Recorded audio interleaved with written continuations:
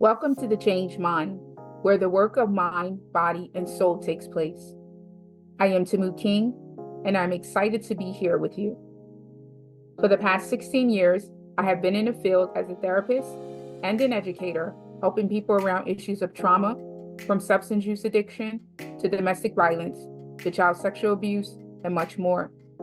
I come to you with a master's in counseling psychology, and I have completed 5 years in a PhD program for addiction psychology, and I have my own personal experiences of trauma as well. I have walked this journey of wellness by losing over 100 pounds, by converting to a whole food plant-based lifestyle. I am a registered yoga instructor, a certified group instructor, a whole food plant-based educator, a life coach with a program called The Coaching Experience, as well as an author of a book called Finally Free. I am in love with Jesus Christ, and I enjoy helping others. So please come and be a part of this safe space filled with vulnerability and love. Can't wait to explore wellness together. Talk to you soon. So welcome to the Change Mind with Tamu. Everything mind, body, soul within our conversations. My name is Tamu King, and I'm just honored to be in this space with you. This is a podcast about helping us all to get to a place of healing, wholeness together, right? Being vulnerable, being loving, being kind in our conversations, and just being respectful towards one another. It's very important. So today I asked a very good friend of mine, Nashima Hartfield, to come and be in this space with me. Basically, she's going to have a conversation with me, introducing me to the podcast world, just so you can get to learn a little bit more about who I am as we go through this journey together. And I gave her permission to ask me whatever she wanted to ask me. I don't have a list of questions. She's just going to ask me whatever she want to ask me, and we're going to have a conversation, and we'll see how it goes. You know, I have an idea of some things, but we'll see. So, hi, love. Hi, beautiful. How are you? I'm well. How are you? I'm okay. I'm okay today. Are you okay today? Yeah, I had a good day today. I spent some time with my aunt today, my aunt Diane. So, hi, Aunt Diane. Yeah, so we had a good time. She's funny. Good. I'm glad. Your day went well. I'm glad that we have another opportunity to fellowship and talk and just converse and just how we do. Did we just flow? We just talk. So I don't want, you to feel like this is NBC interview or, we never talk like that anyway. We don't. But sometimes when you're on something formal, you try to be formal, but we're going to do what we do and just flow like we do. So are you ready? I'm ready. All right. Well, many of you do know Tamu, and many of you don't know. So I want to reintroduce her. She is just a wonderful, wonderful human being, a wonderful person, a wonderful friend. And I really appreciate your heart, your heart for people, honestly. And even if that means, opening up your own heart to reveal the things that you've gone through so that somebody else can be encouraged, inspired, strengthened, and helped, and honestly, sometimes saved. So I'm grateful to just have you in my life. I'm grateful that God spared your life for such a time as this. Mm-hmm. I believe this is your season, this is your time, and the people need to hear you. So let's get started. Thank you. You're very welcome. All right, Tamu. So some of you, you do know you've read her story, you read her book, Finally Free. And if you haven't, we will put that information in the box below so you can obtain that book. But many people don't know what you have gone through, what you have endured. And we're going to just start from the beginning. We're going to start from the beginning, and we can go as deep as you would allow us to go, and be as open as you would like. And I know that people will be helped, and it'll do a lot of people good. Your story is amazing. So let's get into it. So,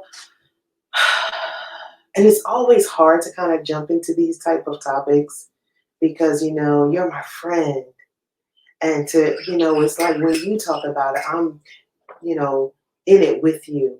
you know, and I could just see myself as your friend at that time and how it would have made me feel just being your 8-year-old friend. Mm-hmm. But you have gone through some traumatic events, and you were abused at a very young age, at the age of 8 years old.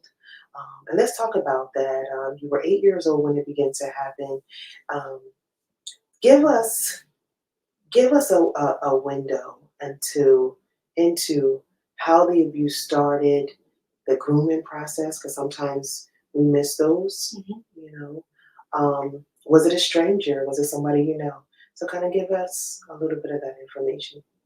It's funny because I don't even. It was a family member, Okay. but I don't even remember a grooming process. Okay. You know what I mean? Yeah. Because we know that that is a part of it. It happens a lot of times. Yeah. Children are groomed, and they're groomed because the perpetrator is looking to uh, let that child feel or know that the perpetrator is safe, so to speak. Like, you can trust me, right? And Right. this is going to be our little secret, and Mhm. you know, those kind of things we know happen all the time. And if you're a child, you don't know any better. It's like, okay, well, you know, particularly if it's daddy or if it's grandpop or if it's Uncle John or if it's, you know what I mean, Yeah. someone that is close to them, you know, why would they question, right? But I don't remember a grooming process. I just, you know, this is family, and Yeah. here it is, you know. And one night, when it happened, I was raped.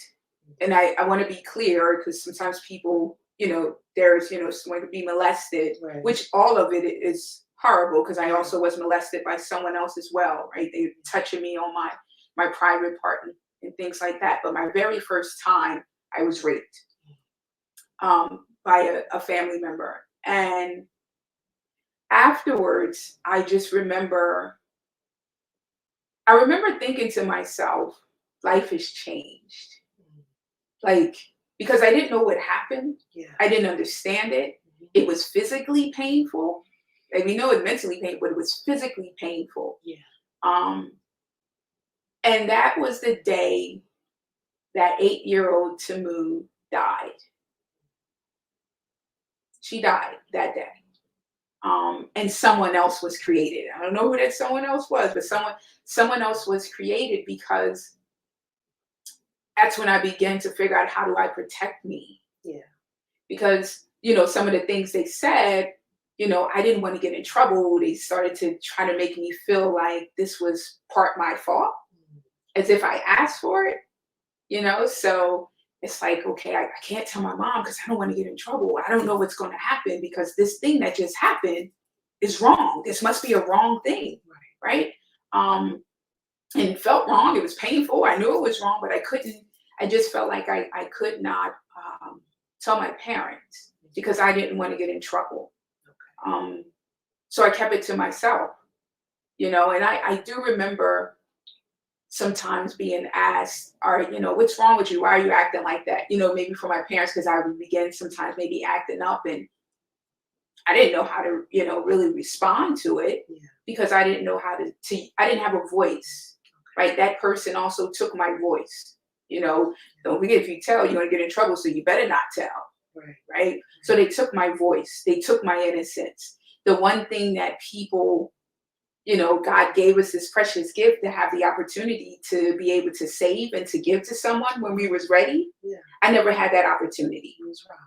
Yeah, you know, being raped from 8 to 15, I never had that opportunity to say, hey, I'm gonna save myself for maybe the person who, you know what I mean, desired me in a equal fashion. I never had that opportunity, you know. So I grew up believing that I was an object. I grew up believing that, okay, I guess this is what my purpose is. This is what I'm used for, you know, because it happened some other times with a few different people. And everyone that raped, molested me, was family of some kind. A few others were married into the family. Okay. But they were people I knew. I Interesting. never got harmed from someone that was a stranger. Jeez. So when we talk about statistics, let's do a little bit of statistical work here. Yeah. And I know a lot of times I still hear parents say, you know, I don't let my kids stay over there or go there. And I said, that's cool, that's smart, but I need you to be more careful about your own home. Right? Because we know when we talk about statistically, it's a good 95% it's by someone you know. Is someone you know. And out of that 95%, a good 55% is someone close in your family. I mean, real close. Right? Yeah. So that leaves about 5% is stranger danger. Yeah. So you have a better chance of being safe with Mr. Johnny, who might look like he's a drunk on the step. You might have a better opportunity of being safe or being rescued by Johnny on a step than you would in your own household. That's tremendous. Right? Yeah. Yeah. And it's horrible to think about. Like, wow, I could be harmed worse at home by the people that's supposed to love me. Yeah. So it's not the folks outside. Right. It's the folks inside. Mm-hmm. It's always the enemy within the camp. Mm-hmm. Right? Mm-hmm.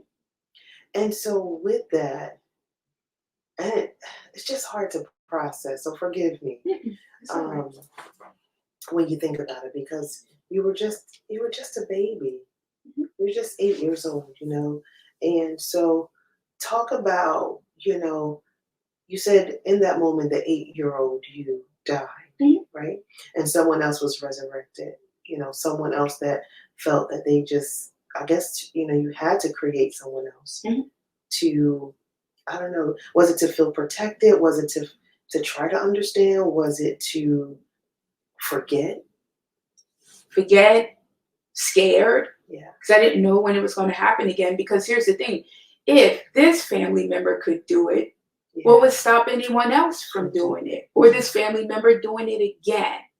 So I lost trust with just about everybody. Right. People that didn't even do nothing to me. Yeah. But how was I supposed to know you wasn't going to be the next one? Yeah. To hurt me. You know what I wanted to ask too? Do you remember when that person came around again? Do you recall behaving differently when they showed up again? I don't. Okay. Honestly, I don't. Yeah. Because you know how sometimes like kids they just start refusing. They don't really want to be around that person. But sometimes that can also be the trauma of it, right? Just kind of black out of some of the things that has happened, or like how nothing you happened. responded. Yeah. Wow. Yeah. So, and it's funny because I'm sorry, I didn't mean to cut you off. That's okay. But it's a part of now. So anyone ever probably heard of the three F's, but there's a fourth one when we talk about when fear comes into place. Our prefrontal cortex, it's in the front of our brain here.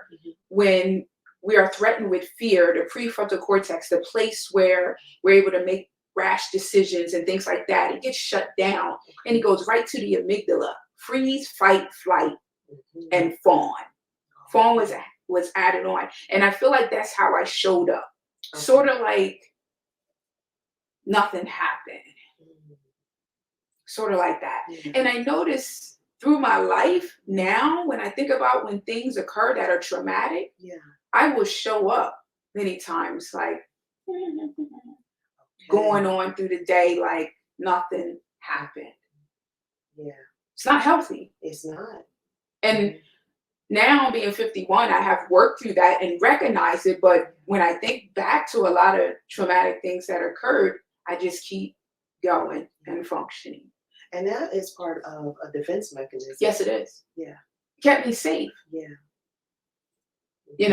And not to cut you off, I'm sorry. It kept others safe too. It did. Right? Because if the abuser threaten your life, your family's life, your parents' life, or whoever they felt like they had to threaten to make you keep it a secret. Mhm. You know, so in those moments, right, when you went into the fallen direction, when you Mhm. kind of just, you know, act like nothing ever happened, it actually gave the abuser, I don't know if it wanted, I don't know, more courage to do it again. That there, it worked. Like the threatening Mhm. worked. Mhm. Mhm. Like we got her. I got her. Mhm. She's afraid. Mhm. And so when you begin to kind of just, and I won't even say pretend because you, like you said, you had to create, that other character, Mhm. honestly, Mhm. to function, to keep going. At 8, that is a lot of pressure. And that was a lot of responsibility that you put on yourself. It didn't belong to you because number one, it wasn't your fault, Mhm. right? And so now you got to go into this whole other personality and character to cope, Correct. to cope. And Correct. so when because you didn't tell your parents, Mhm. right? I tell anyone. So No one. you told no one, No one. no Not one, a friend. not a friend. And it's funny. I have a friend of mine now who Mhm. she found me some years ago, and we were Okay. good friends in high school. Okay. So when she found out about my book and brought it and read it, Hmm. she said to me, um, I was a little older when we met, Yeah. but she said to me, she was like, "Moo, I never knew. Why didn't you tell me?" Yeah. Like, I make it real clear. Who was I supposed to trust?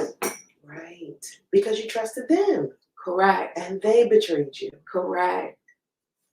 So it doesn't just it diminishes the trust that you have for anybody. Anybody. And we don't really realize that. And I have honestly just listening to it now, it's like, man, you have just one. When you initially hear about abuse and things like that, you just think that, oh, it just diminishes that trust in that person that abused No. you. It robs you of the trust for the people that you can trust, Mhm. but you're not even sure you can anymore. Correct. Talk about how you coped as that 8-year-old. What were the things that you began to do? Well, it's, when that happened, I felt myself starting to shut down Okay. and sort of, like I said, creating, being different. And it's hard to really explain, but just shutting down, like I said, because I felt like I had no voice. I felt like that child died and was lost.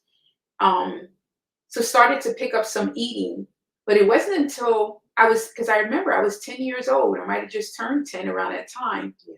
that I realized, I talk about in the book how I used to notice how good people would feel when they drank alcohol, Okay.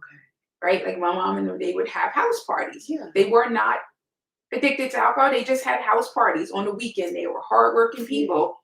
Weekend, they had parties. And that's what people did back That's then. what people did. Yeah. They had the blue light, green light in the ceiling, Y'all and they know. drank and had parties. If y'all know nothing about that, talk to some of y'all parents. Yeah. I don't know.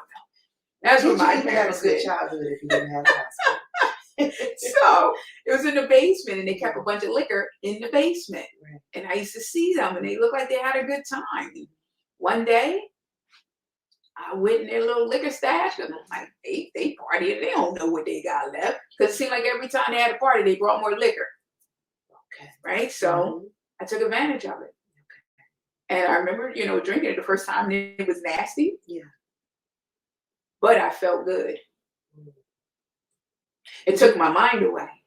I was going to And say. I felt giddy, and I felt woozy, and I felt high. Yeah. So even though it was nasty, it became my friend. It became a good friend. Yeah. At least that's what I thought. That's what you thought. At that time. And it ended. Yeah, it did. To a certain point. It did. Yeah. And it wasn't until 12, I remember that time, and I'm not gonna put them out there, but I got the marijuana from a family member, and that added to it. But you're so crazy. But alcohol was my drug of choice. Okay. Yeah. But I smoked marijuana like crazy along with alcohol at 12. So that's how I coped along with eating, right? Getting that sugar high, just craving junk food. And it was the sugar, so I couldn't get my hand on alcohol, couldn't get my hand on marijuana at that time. I can get my hand on some sugar, or I can steal some money to go get my hand on some sugar, in the store. I remember one time, and my mom knows about this if she don't remember when she listens. She'd be like, I don't remember. I'd be like, yup, you remember, I told you. But you was there. So I thought I went in her pocketbook thinking it was $5. But I'm trying to be fast about it.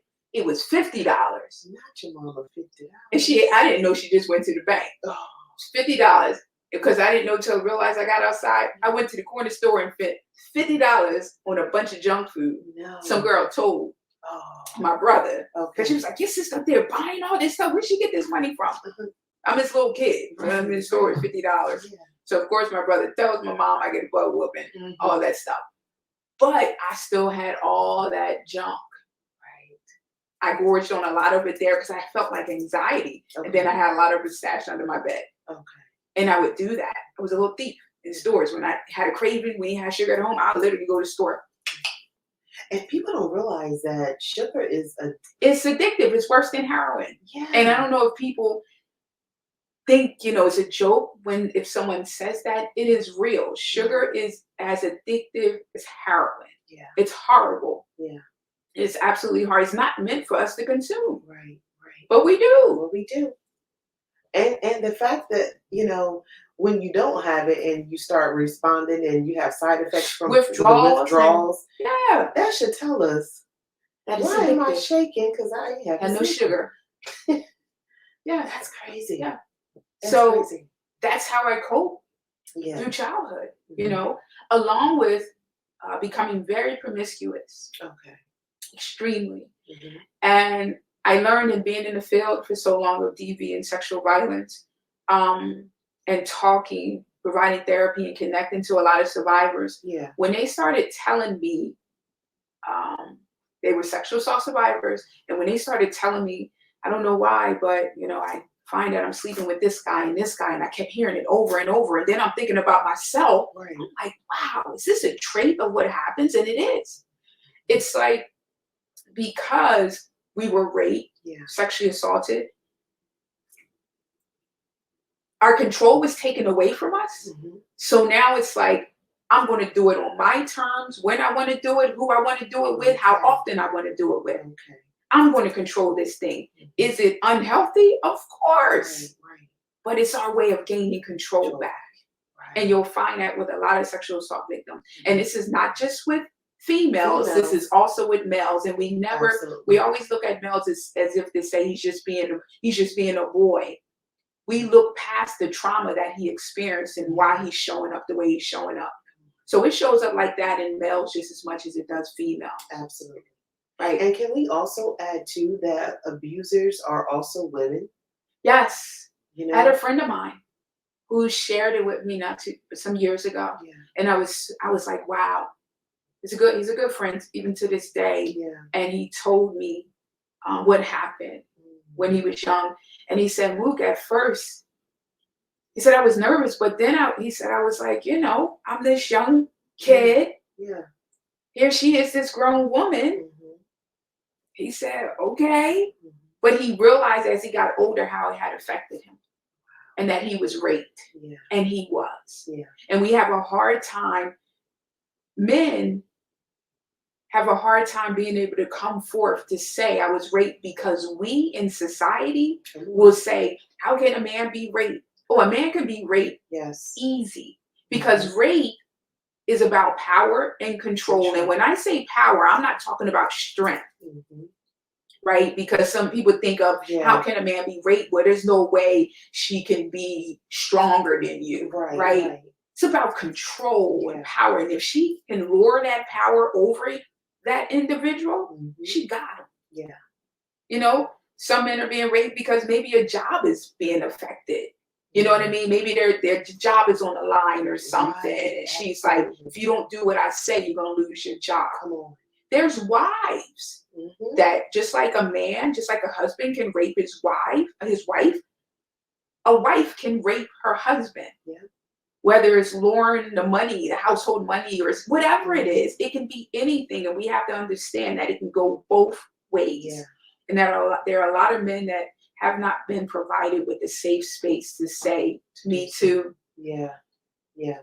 And they should be able to get the space to be correct. Absolutely. The same space to say, yeah, I was raped too. Yeah. Yeah. And the sad part about that is because, you know, men are looked at to just be these strong, you know, species that just can tolerate anything. Anything. And that can endure anything. No. The human. No. And the thing of it is that you notice, even on social media, when someone, you know, when a man comes forward and say he was abused or if he was raped, or, you know, if you read, you have to almost ignore the comments because they are so disheartening. They are. And it's horrible to think that this man, it took a lot for him to come out. Yep. You know, and then now he's being attacked and now he's saying, oh, you know, you were young, you wanted it, or. Yep.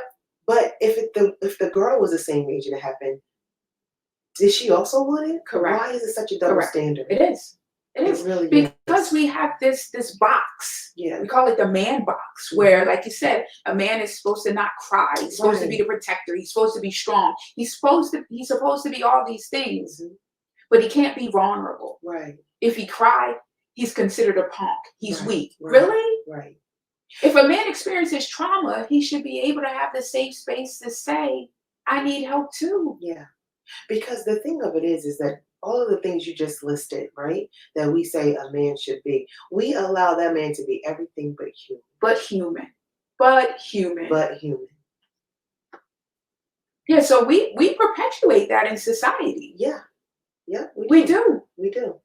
We absolutely perpetuate all of those areas in society, and we do not give that man permission to say, I was hurt. Yeah. And that brings me back to your situation, because obviously somewhere in that abuser, it had to have happened to him. Something had to happen. I will say this. Here's what we know. It's not necessarily a fact that every individual who raped was raped. Okay. That's not factual. Okay. Something could have happened, some kind of trauma that has nothing to do with the sexual nature could have happened. But we know factually that just because someone raped someone, it doesn't mean that they were raped. Yes. Okay. Yeah. Okay. Actually, there's a lot more that have raped individuals that really haven't had a horrible traumatic background. That is insane. Yeah. And then at that point, I will absolutely then look at it just demonic. I mean, honestly. Yeah. I mean, we know some have, right? We're not talking all. Some have, but the larger statistic, the larger number, no. And you know, you just try to wrap your head around the thought process of people that kind of just do some of these just horrific things. Like, what happened?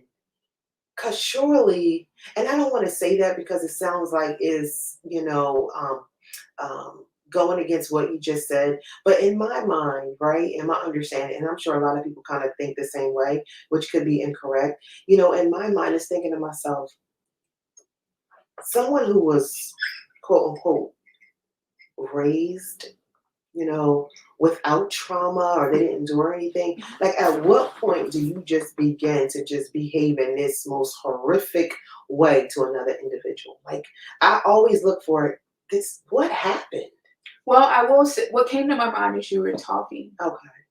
We as women have been objectified. Now, come on. Forever. Now, that is true. So there are a lot of individuals that see us as an object. That's very true. As just a thing to serve them.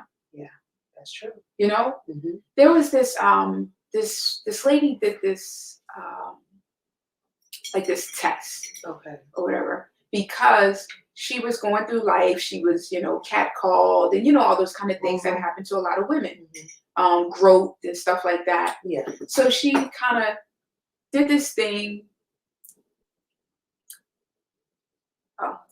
I saw something on the screen. I'm sorry, y'all. So I got confused. So she did this thing to see how many other people have experienced, Okay. Being groped and Yeah. things like that. Yeah. And some of the response that she got was so horrible. Wow. This one man, like you could see it on the back of the screen and the Yeah. different responses that was Yeah. on the screen. Mm-hmm. This one man said to her, if you don't want to, if you don't want to have sex, you have a right not to have sex. But if I want to rape you, I should have the right to rape you. I mean, as dumb as that sounds, but that's what it said. Are you kidding me? You can have the right not to have sex, but I have the right to rape you if I want to rape you. Insane. Some people saying she was being over the top, you're being oversensitive, you're being stupid, so what?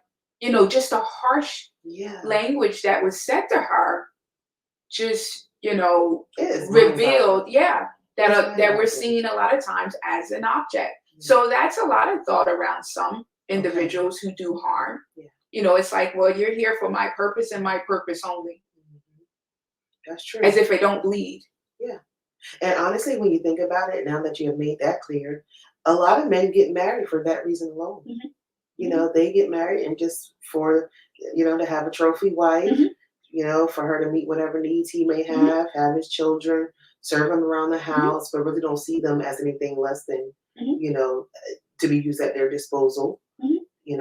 Obviously not their equal. Yeah. And you really open my eyes up, even the more around sexual abuse, because it's a lot of different statistics out there that make you feel like it all from just based on the statistics that they project out there. As far as like the percentage of young girls and like 1 in 3 girls have been molested or things like that. But when you start thinking about like, hey, some of these people they had an all right childhood and they committed these atrocities. Yeah.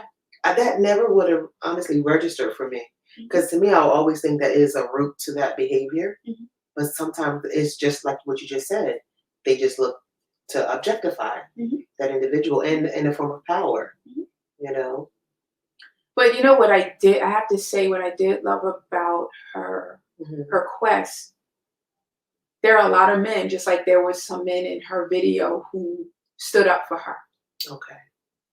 Who, like there was one time she was being catcalled and someone, talking about her breast, and the guy ran up to the other guy and said, "Yo, man, what was that about? Right.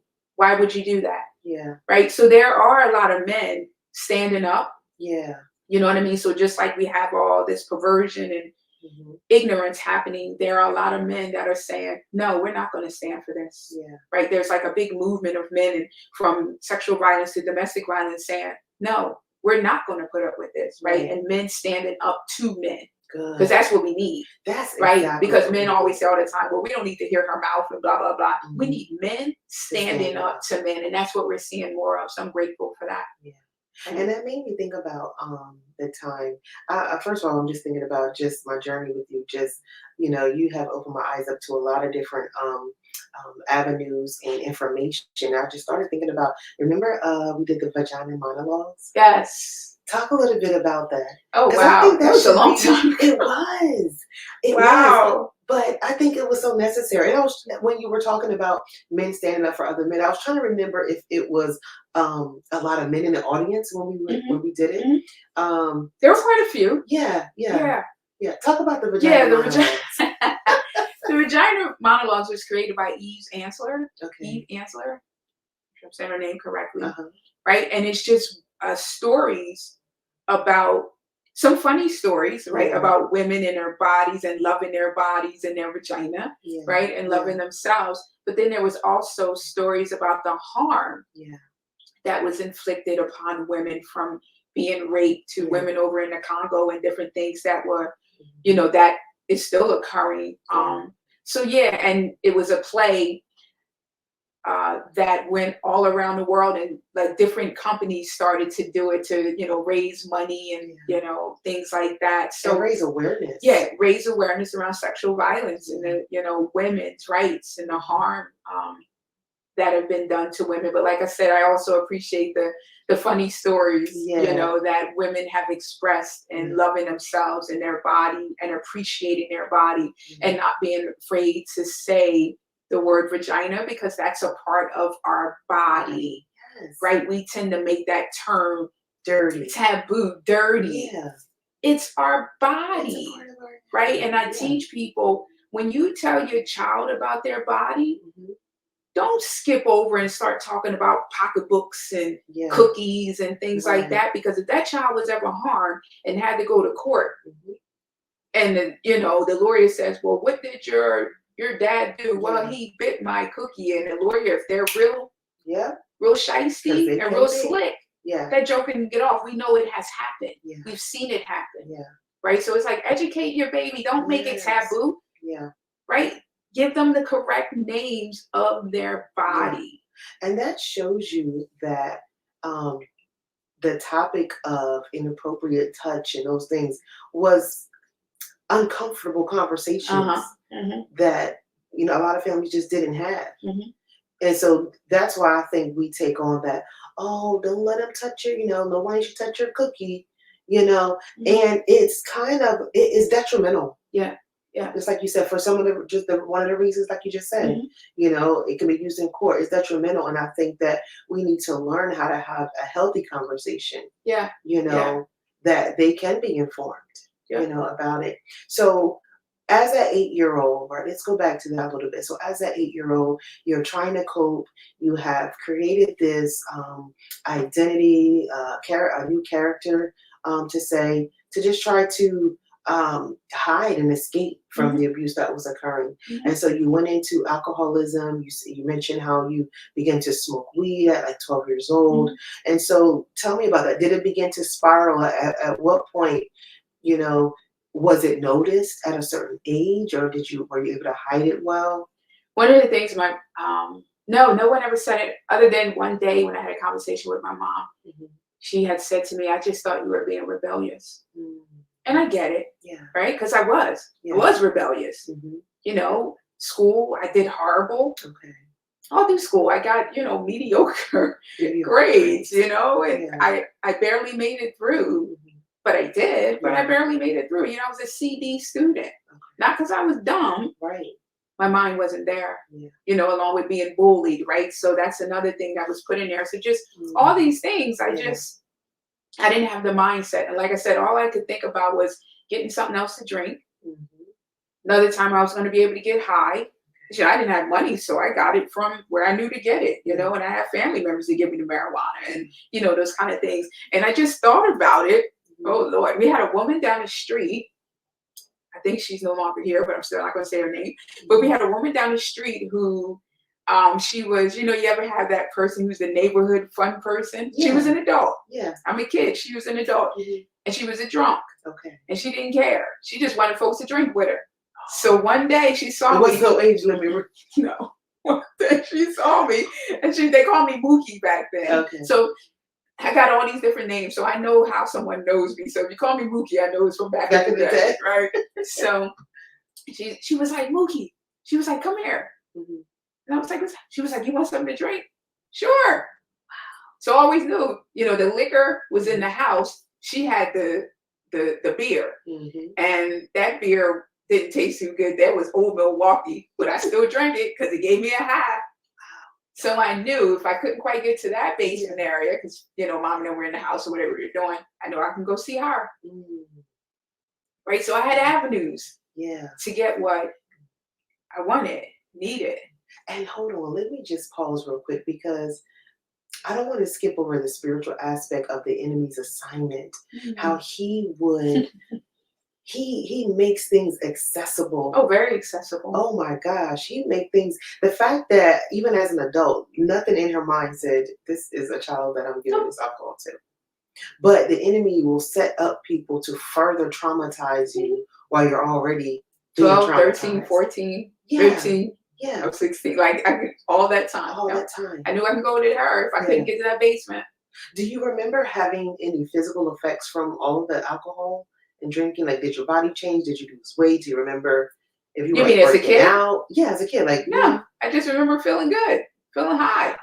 Sometimes if I was super, super tired, I would go in, go in my room and try to sleep. Sometimes I remember my mom coming in like, what's wrong with you? You just don't feel good. Okay. And that kind of thing. Okay. So I was always running to the bathroom, brushing my teeth, okay, doing I was gonna whatever, say, yeah. that kind of thing. But that's the only kind of physical effect, other than always feeling high, always feeling goofy, because people always saw me as goofy or goofy. She's funny, she's stupid, she's silly. Yeah, she was always high. Yeah, she's funny, she's stupid, she's silly. But that was a defense mechanism. Yeah. It was always that, became the class clown, and things like that. And sometimes when I hear my family talk about me now, they was like, yeah, you were always the life of the party, Lukey. So if I was like kind of quiet, they didn't know how to take that. Yeah. It was like, well, you have no clue that I was under the influence for a very long time. Yeah. And very long time. And you were trying to cope.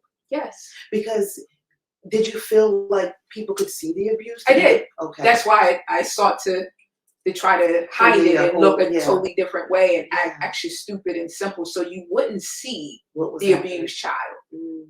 Right? I didn't want you to see that. Which was driven by fear, because if they saw it and asked questions and you were afraid. Yeah. I didn't want to have to speak about any of them. Yeah. Like I said, it was multiple from 8 to 15. I didn't want to have any of that conversation. Yeah. And the last time it happened, I actually blamed myself, because this individual, he was a popular drug dealer in the area. A lot of people, some people feared him, but he was a big time drug dealer. Okay. And he started coming at me. Because women threw themselves at him. He could have any woman he wanted, at least in that area. I don't know. And he was a beautiful looking man. Okay. And started like calling on me to give myself to him, and I would say no, and I would kind of like laugh it off, and chuck it off. He was like, I'll get you some sneakers. I get you like throwing stuff like that, and I would laugh, and I would go in the house and like try to run and maneuver from him. And one night he basically threatened me, and I got scared, and I didn't say anything, and I was home this one particular night, and everyone was home. Next thing you know, I hear a rock being thrown in my window one night. And I looked downstairs, because he was coming at me multiple times, like I would say for a good month or so. Okay. And I would just laugh, silly, but scared. Yeah. Like I said, he was a big time drug dealer. And I would laugh, run, and try to get to my house as quick as possible, So one day I hear this, whatever, being thrown at my window, and I look, and he was like, down, like sort of like, come down here now. Beckoning you. Yeah. So summoning you. Basically, wasn't like an ask, it was more like, get down here now. Wow. Right. So I come downstairs, I go to the side window, and he was like, open up the window now. So I open the window, open up the screen. He pushes me in, pushes himself in, and he anally raped me in my house. Oh my God. Yeah. And then he laughs and he leaves out. So I always blame myself for that last time, because I'm like, I was scared. Yeah. Yeah, but that still wasn't your fault. But I still, and this was when I was 15. Yeah, you were 15. Yeah. So I always blame myself for that, because I'm like, I let him in my house. Yeah. And part of me says, yeah, but that's where I was at the time. You know what I mean? So yeah. And that's also a lot of victims. It happens that way, where they're threatened and they feel like they had no choice. And then the system would say, well, you let them in. Well, you did this. And that's horrible. It is so horrible, because the victim continues to be victimized. And not just by the abuser, but by the entrusted people that we put in position to, quote unquote, rescue us. There was a case that happened where there's a day where, for sexual violence, where everyone will wear a pair of jeans. Okay. And that is because there was a case where a woman was raped. She had on a pair of jeans.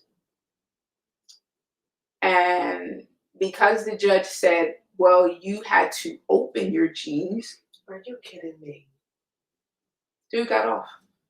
Because they was too tight, so she had to unbutton her jeans. Because she was threatened and forced. Right. just said, well, you open them. So then it's called Denim Day. I was trying to remember it. It's called Denim Day. Yeah. Still happening.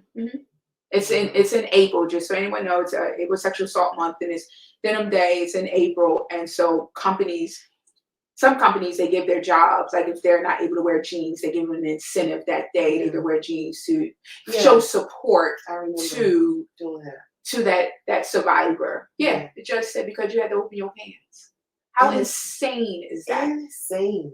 So that's why I said, it's like no one, so let's say I told someone that. It was like, well, I can hear them saying, well, why did you even go downstairs?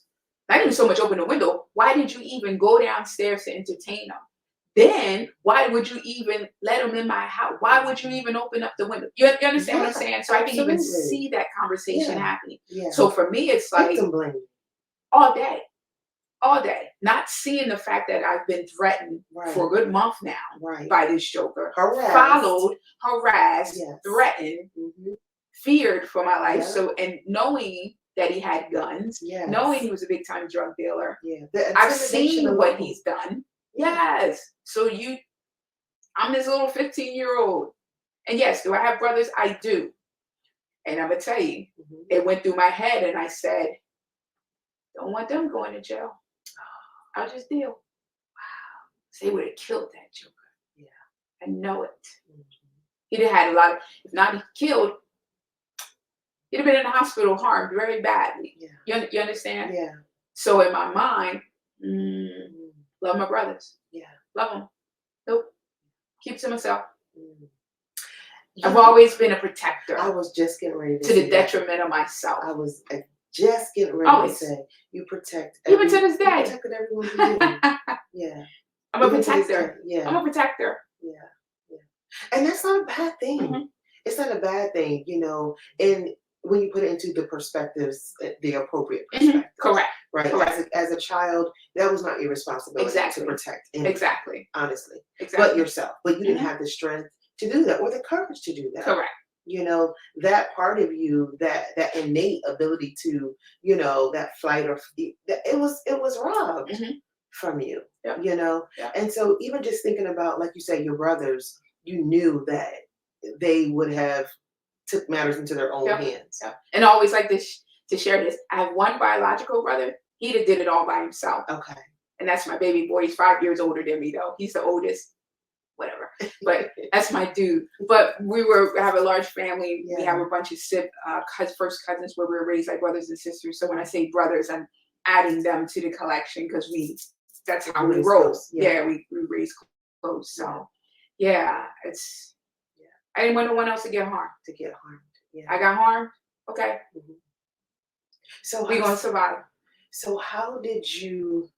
Because that was a lot to carry, right? That was a lot of responsibility you gave yourself to carry. That you felt like you had to do it, right? Because you didn't want your family harmed. You didn't want to betray, them, because you know what fear makes you feel like, and I believe that was the abuser's intent, right? To make you so afraid. Yes. That you would even betray the love that you have for your parents, because you knew your parents loved you. Exactly. They weren't wild parents out partying and all those things. They were working, and they felt that they had you in entrusted people that they didn't think that this thing would happen, right? No, you're absolutely right. Yeah. And so, how did you journey through that, like through high school? Because you said from 8 to 15. So how did like your high school years look on into college? High school years, I continued to drink more. Okay. Because I met more people. Okay. Some who drank, and I tend to find the people who drank. Yeah. I had one good friend, this same friend who found me. She wasn't a drinker like that. She was sort of a safe person, which is why when we met up again, she was like, why didn't you tell me? Wow. Like, you never shared that with me. Yeah. But the drinking, smoking weed just got worse. My grades was horrible. Like I said, I was a CDF student. Don't know how I graduated. And at 17, also along through that, the eating disorder got worse. Okay. Once again, didn't know it was an eating disorder, but the eating disorder process got worse. And when I was in the 12th grade, drinking more, getting high more, eating disorder just through the roof. And I remember one incident. I don't know if anyone remember what a Panzerotti is. They're lovely Tarantino's Panzerotti. So we had a Panzerotti truck in front of our high school. Okay. So we didn't have to go to the shop. You just go get yourself Panzerotti. Well, this particular day, we went, got a Panzerotti. I got one. My friends got one. We went back into school. We sat and ate it. Yeah. I started to feel anxious, and I really wanted to drink. Okay. Didn't have it. Didn't have access to it. Didn't have access to no weed or nothing. Mm-hmm. So I went to the truck, and I told my friends, I said, look, guys, I'll talk to y'all later. And it was like, okay. I went back to the truck. I got 4 more Panzerottis. Went to the back of the building, gorged those Panzerottis literally in a matter. I mean, it wasn't even 30 minutes. I was just, and I couldn't even taste them. You know, when you're binging, it's not for the taste. It's to try to get whatever it is going on in here to go away. Okay. And I binged, and that was the first time I put my finger down my throat to throw up. And it was a mess. And I think that was really, I know that was really the first time I knew something was wrong in regards to the eating piece. Didn't know nothing about an eating disorder. Right. But I'm like, why did I do that? Yeah. But I couldn't put my hand on it. Also, I never shared that with anyone. No one knew that I had a problem with eating and binging. Didn't even know it was called binging. All I know is I was stuffing my face. Yeah. You know, and if I got a bunch of sugar, I would just stuff my face. And so no one ever knew that, never shared that. Yeah. And then I find myself, and even that day, I didn't go back to school. And my last year, my mom allowed me to stay with my aunt because we sold our house out of Camden. My mom moved. I stayed with my aunt, caught the bus to Wilson because I wanted to graduate from my high school. And so I have throw up on me, wasn't going back into school, but I knew I couldn't come back here to my aunt's house till about 5 because I was cutting class. So I just wandered the city until it was time to get on the bus to come back to Sicklerville. Right. So it was just kind of my life, just trying to get through and figure out what I'm gonna do. Yeah. And so I don't know what made me apply to college. What made me? I think I just was trying to escape. Yeah. When you think of I had a 1 point something GPA. Yeah. But I still applied to a college. But the thing of what was, like you said, it wasn't that you felt like you were not smart. You just was not focused because there was so much going on. Yeah. But because you saying, but I barely graduated. But had you had focus and really applied, I'm sure your grade point average would have been higher than that. But the fact that you applied with what, the 1 point? The 1 point, girl, something. You had crazy faith, girl. I got, yeah, that's crazy faith. I got into a college. I ain't gonna say who, but I got into a college, and the drinking just went through the roof. I mean, I thought it was worse, but I didn't realize it could go even higher. Yeah. Because I had more access. I didn't have nobody watching over me. Right. You know, I had more access to things. I had people who enjoyed seeing me drink the way I drink, so they brought it for me. You know what I mean? Yeah. I spent 3 years there. First year I was a CD student. Second year I was on probation. Third year I got expelled. If you don't know what expel is, that means you can never go back. Right? So people were just amazed that, like, I wasn't a drunk. Meaning, when I say that, meaning I didn't drink and I'm falling out everywhere. Like I could drink a pint and stand here and look at you like, what? Wow. What else you got? That's all you got? You know, and so people were amazed. And I was a part of like a little sister to a fraternity. Okay. And they would call me. You know, I'll be in my room. They'd be like, Mook, what you doing? Come down to the pod. I got something for you. Yeah. And they'll give me a brown bag. It's sealed. I'll open it, be a pint of gin or vodka or E&J or whatever. Sometimes grain alcohol. They have a bottle of grain alcohol, and I'll just turn the grain alcohol up. I don't know if anyone know what grain alcohol is, but it is like 99 point something % alcohol. Oh, it's nasty. Like the rubbing alcohol. Girl, look, it was a mess. And they would do like this to each other, like, watch. And I would just take it to the head, and then I'd be like, what? Wow. So people fed my addiction. Yeah. they weren't trying to say, "Yo, you think you need to slow down?" Yeah. They fed it. Right. For their amusement. Yeah. Because they didn't know the depth of trauma. No. No one knew. Yeah. No one knew. Yeah. And it was my outlet. I remember I was thinking there's this in regards to the marijuana, the same thing would happen. And there would be this guy who lived up in New York, and he would come down to me and my friend. I never had no money, but she would have a few dollars. She had a job, and she would give him $10.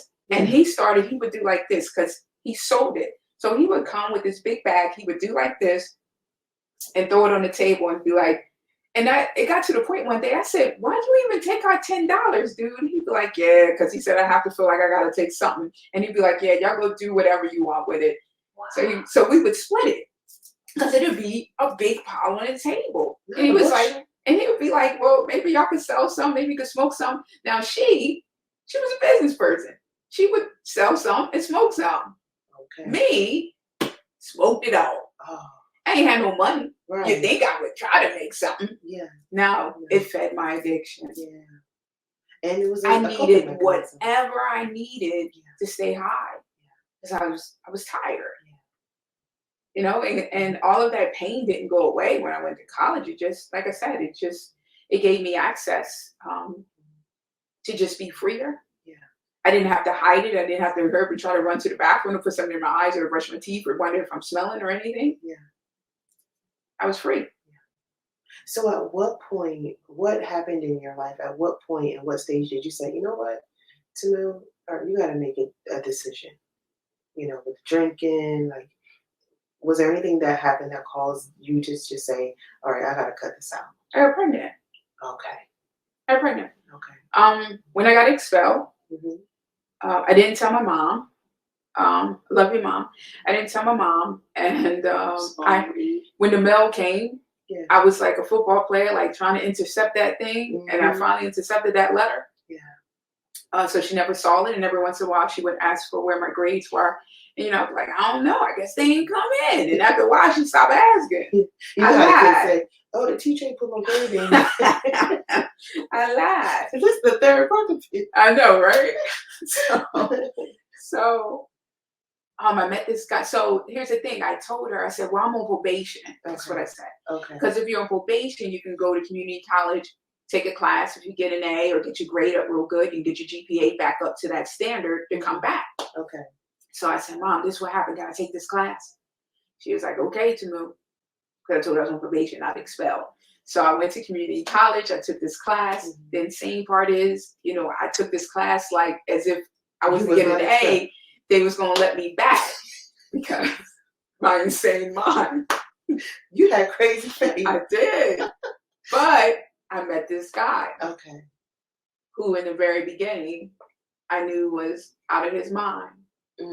From the door. He fed my addiction.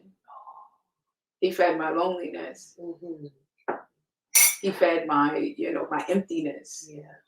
Because even though he was out of his mind, I had attention that I was fiending for. Yeah. And I met him in June, August, the end of August, I got pregnant. Okay. And I kept my baby. Yeah. And Mom said, "Well, you ain't going back to school." So that was my out. So I never had to tell her. I'm like, you right, that's a great idea. That's a great idea. I was thinking on the lines of, baby, that letter was crusty in the corner that said 3 years ago, baby, you was expelled. Oh, God. So I never had to tell her, right? It looked like God was still trying to make a way for you. At least as it relates to, that part of it. My goodness. Right. Yeah, so. But wait, because I'm trying to understand. So, I'm so sorry. Because I'm back at the expelled, still taking this class in hopes to. I did. I was doing real good. I was going to the library. What? I swear. Wait, because this is how I knew this joker done lost his mind. This is the second day. Stop laughing at me. I'm sorry. Wait, so this is how I knew he was out of his the second day. Mhm. Didn't know his last name. Okay. Oh, Apparently he was watching. Second day I met him. okay. Apparently he'd been watching me Oh, okay. because Okay. I didn't have no money. Yeah, yeah. Mom said, you want lunch, you need to pack lunch before you go Yeah. to get to school. Mhm. So I just waited till I got home. Yeah. So I would go wait in the student center Mhm. before it was time to get on the bus Okay. after my class. So I started going to the library, Mhm. like researching and like working. Because I wanted to pass the class. Now doing group projects. So I wanted to. Hold on. Can I please incorporate this? Saints and friends. Oh God. This is a jar of mustard seeds. To me, I've collected these over the years. No. Baby, you had some crazy faith. But wait, a friend of mine just gave that to me as a gift, Oh. Miss Debbie. Oh. She gave me this paper that talks about the mustard seed. It says faith as a grain of a mustard of seed. a mustard seed. And that's in Matthew 17:20, because she said to me, she's never met anybody that has had more faith than me. Listen, your faith. This is what she said. She just gave that to me a few days ago. That is symbolic. She said to me, I swear I've never met anyone with more faith than you. And she gave me that jar full of mustard seed. Listen. Hey. Listen. So you was doing papers, reports and all. I was. Because what in your head felt like? What made you believe? I believe Jesus was going. Even though I didn't assign, I wasn't, I don't know. I was just hoping. Yeah. Yeah. So when you found out you were pregnant and your mom, you told your mom you were pregnant, and she's like, oh, you're going to have to. Did you feel a relief? I did. Because I didn't have to tell her that. Yeah. Yeah. But then the weight of the responsibility that you're now you're ready to come into, knowing your trauma, your history, right? And so did you immediately stop drinking? So I did. When I realized it, yeah. I said to myself, oh, okay, Tamu, you can put yourself through this. Yeah. I don't want to put this baby through this. Right. Because I started to feel sick. Okay. Like more sick than normal. Like I would ask you, like, am I supposed to be this sick? Like pregnant? Yeah. But I feel like I was heaving. That's because I started to stop drinking. So I had these dry heaves and all so this your body stuff. Was really going through withdrawal at the while same I was time pregnant. Preparing. Yeah. Yep. Wow. Cigarettes started to taste stale. Okay. Marijuana sucked, like everything. It was just horrible. I'm like, what in the world is going on? And then, like I said, when I realized I was pregnant, I just stopped. Okay. And I started to have those withdrawal symptoms, which I know now that they tell you if you are addicted to alcohol, you should not stop on your own because your body can shut down because the alcohol gets latched on, right? And your organs and stuff can shut down. So by the grace of God, that didn't happen to me. I was just extremely sick. Yeah. But I want to go back to the library thing, though. Okay. Just only because when I say this is how I knew the second day that he was out of his mind. Okay. So I was in the library and I knew the time of the bus was coming. Okay. So I'm leaving the library and you have to pass the student center. So I'm walking towards the bus. So I hear across the field someone yelling and I look and I see someone running. Okay. But I couldn't hear what they were saying. Yeah. So to get closer, where they were screaming Tamu. And I was like, and like I said, it was on my second day knowing this dude. Yeah. So he comes running. So as he gets closer, I was like, oh, that's that guy. Yeah. So I'm thinking nothing of it, and I was like, hey. He was like, where were you? Second day. Lonely, addicted, stuck. I'm just telling you where I was. Oh, understand? Yeah. Where were you? I was like, what? Now like, across the field. What? He was like, you go to this. And tell you, he been watching me. Oh. He said, you go to the student center every day. Oh. Every day, and you sit there and you eat nothing. Oh. And all of a sudden today, you don't go to the student center. I brought you something to eat. He did like this in a brown, it's like in a brown bag. I brought you something to eat, and you wasn't there. Don't you ever do that again. Are you kidding me? So you know what I say? What'd you say? Okay. You still got the food. Wait, we didn't address the psychotic behavior. Just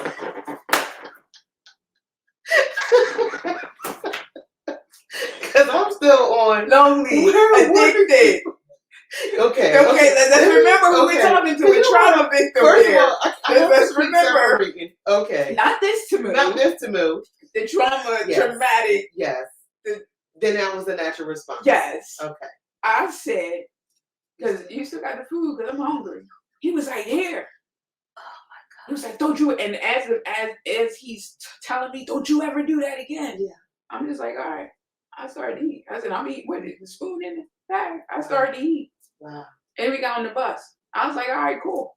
Mm. We was together after that. Okay. And I'm not laughing because Same I'm just sitting here because I'm trying to envision this cycle running across the field, and everything that he said, it's totally like you said, it's that 15-year-old you know, that is responding. So you're like, you still got that back? Mm-hmm. But I'm sitting here thinking about how you had to have become used to that aggressive behavior. So you probably really wasn't too surprised at him being aggressive, right? Yeah, it didn't scare me. It didn't scare you. That's No. what I mean. Yeah. So that's why I was just like, okay, so where's the bag? I was startled. Yeah. You know, like, oh.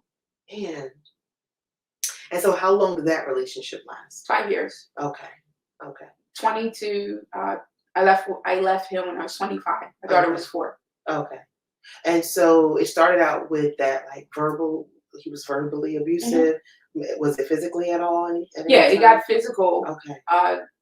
Right after I got pregnant. It was only together 2 months. Before it started, you know, when I got pregnant and the physical started. Okay. Mm-hmm. And you endured that as well. Mm-hmm. And stayed there. So verbal abuse, physical abuse. We ended up moving in together at one time. Financial abuse. Oh. You know, giving him part of my money because I didn't know nothing about paying bills. Right. You know, so we moved my first time ever moving out the house. Okay. He was like, you know, give me your money, I'll pay the bills. Yeah. So I'm like, okay. Mm-hmm. You know, and come to find out bills weren't being paid. We get notices of rent, you know, behind a couple months, electricity not going to be shut off, those kind of things. And I'm like, whoa, what you doing with the money? Yeah. Did he also have an addiction of any kind? No. Okay. So what was he doing? Other things. You know, after a while, I found out he was cheating. Okay. You know what I mean? And he got bold about it. Okay. I'm a grown man. I could do what I want to do. This was towards the end. Okay. Yeah. Was he a lot, how many years was he older than you? Was he a lot of years older than you? Because sometimes that kind of it wasn't a whole lot. Oh, okay. Okay. It was just a few years. Okay. It wasn't drawn out. Yeah. Wow. So you got the courage though and you left that relationship. Yeah. Mm-hmm. It was 5 years in. Okay. And I just got tired, you know. Within that 5 years, I left.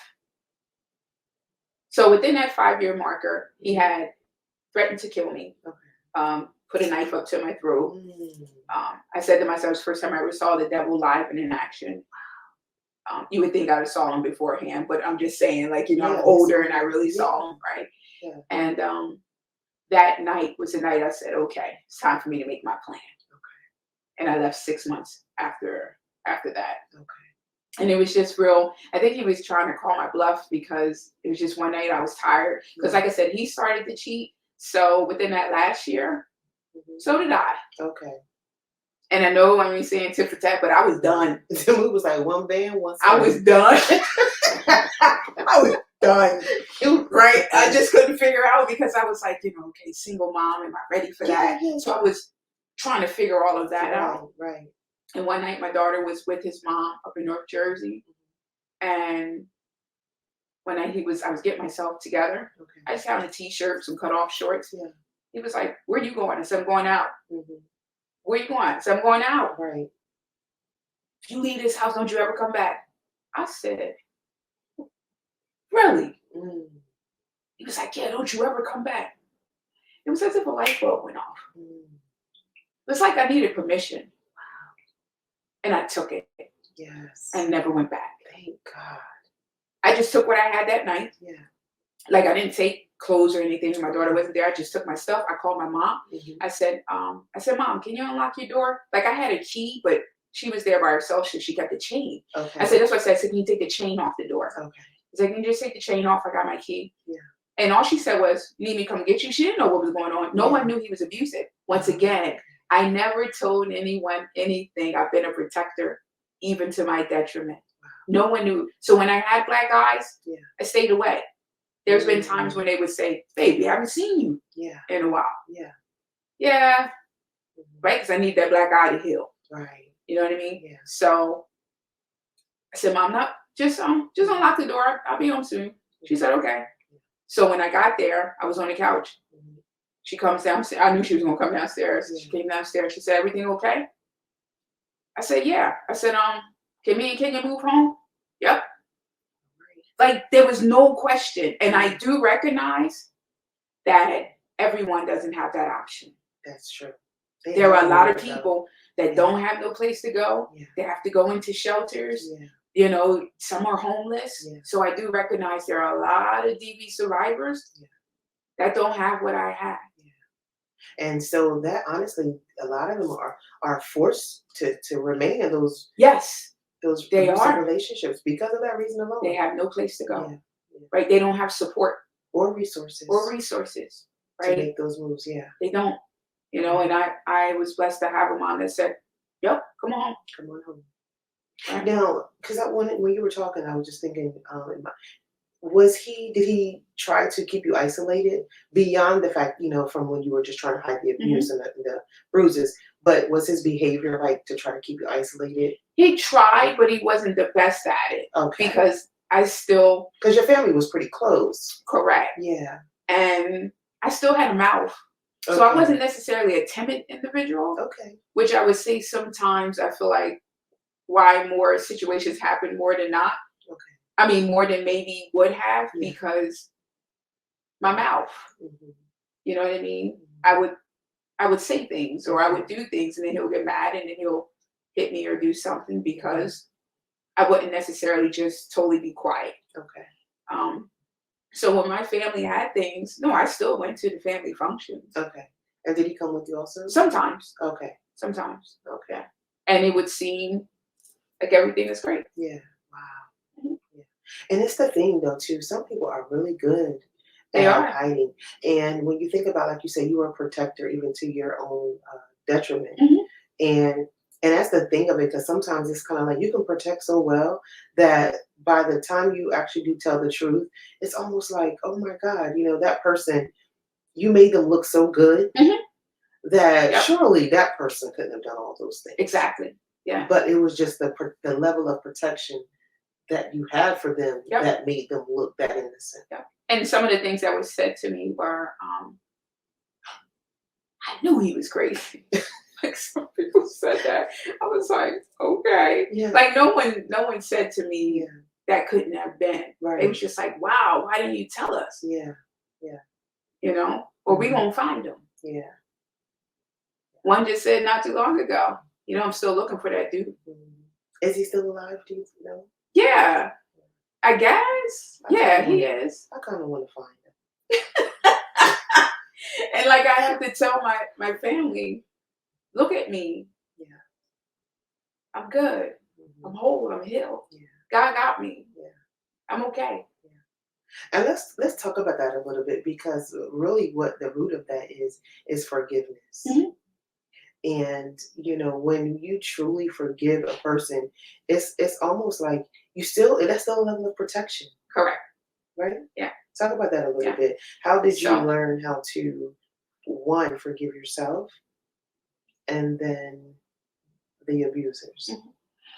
Well, over the years, I had to get to a place of recognizing that none of it was my fault. Right. From the rapes to the DV. Right. As I grew, as I learned more, as I began to get into the field of DV and sexual violence, I had to realize, wait, this had nothing to do with me. Yeah. Right? It wasn't my fault. It's nothing that I did. It wasn't that I was walking around in this little skirt. Right. You know what I mean? As an 8-year-old. Come on. None of that. It had absolutely nothing to do with me. Right. And I don't know, I just said that thing about the little skirt, and I guess I just want to say, some in our society, we want to blame victims for what they wear. Yes. But I'm here to tell you there are women that are fully dressed that are raped just as much. That's so stop blaming, once again, victim blaming women for what people do to them. Exactly.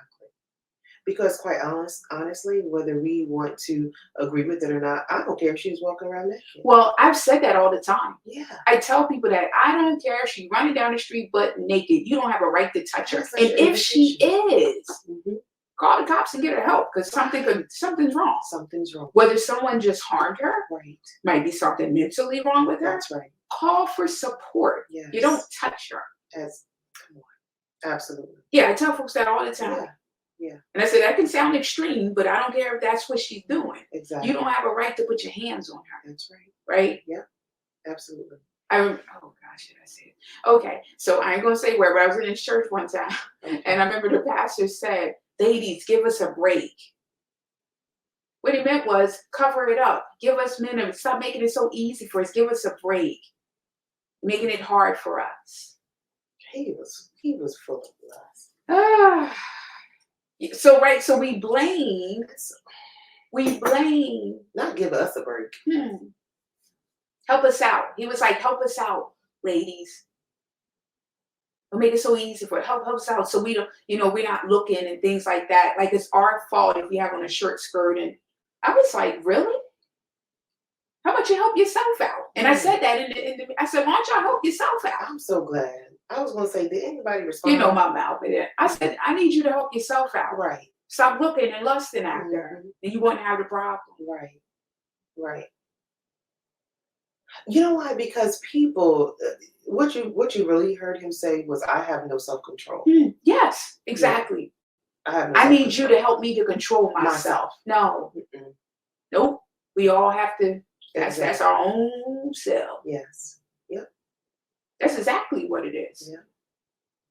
And you want to blame me because you can't do that. Is he still a pastor? Yeah. So we're going to move on. Man, Adam. Is you still listening? Oh, God. Jeez. So wait, what did you ask me? Oh, forgiveness. We forgive pastor. So I had to learn to forgive myself. Yeah. Then I went on this journey of forgiving them. Okay. So, the very first one, I remember when, just feeling it in my heart that I let it go. And they had a lot of, have a lot of struggle in their life. Yeah. And I find myself praying for that individual. I've actually seen them and have hugged them and kissed them on their cheek. Wow. And know that I've forgiven. Push pause. You can't zoom past that.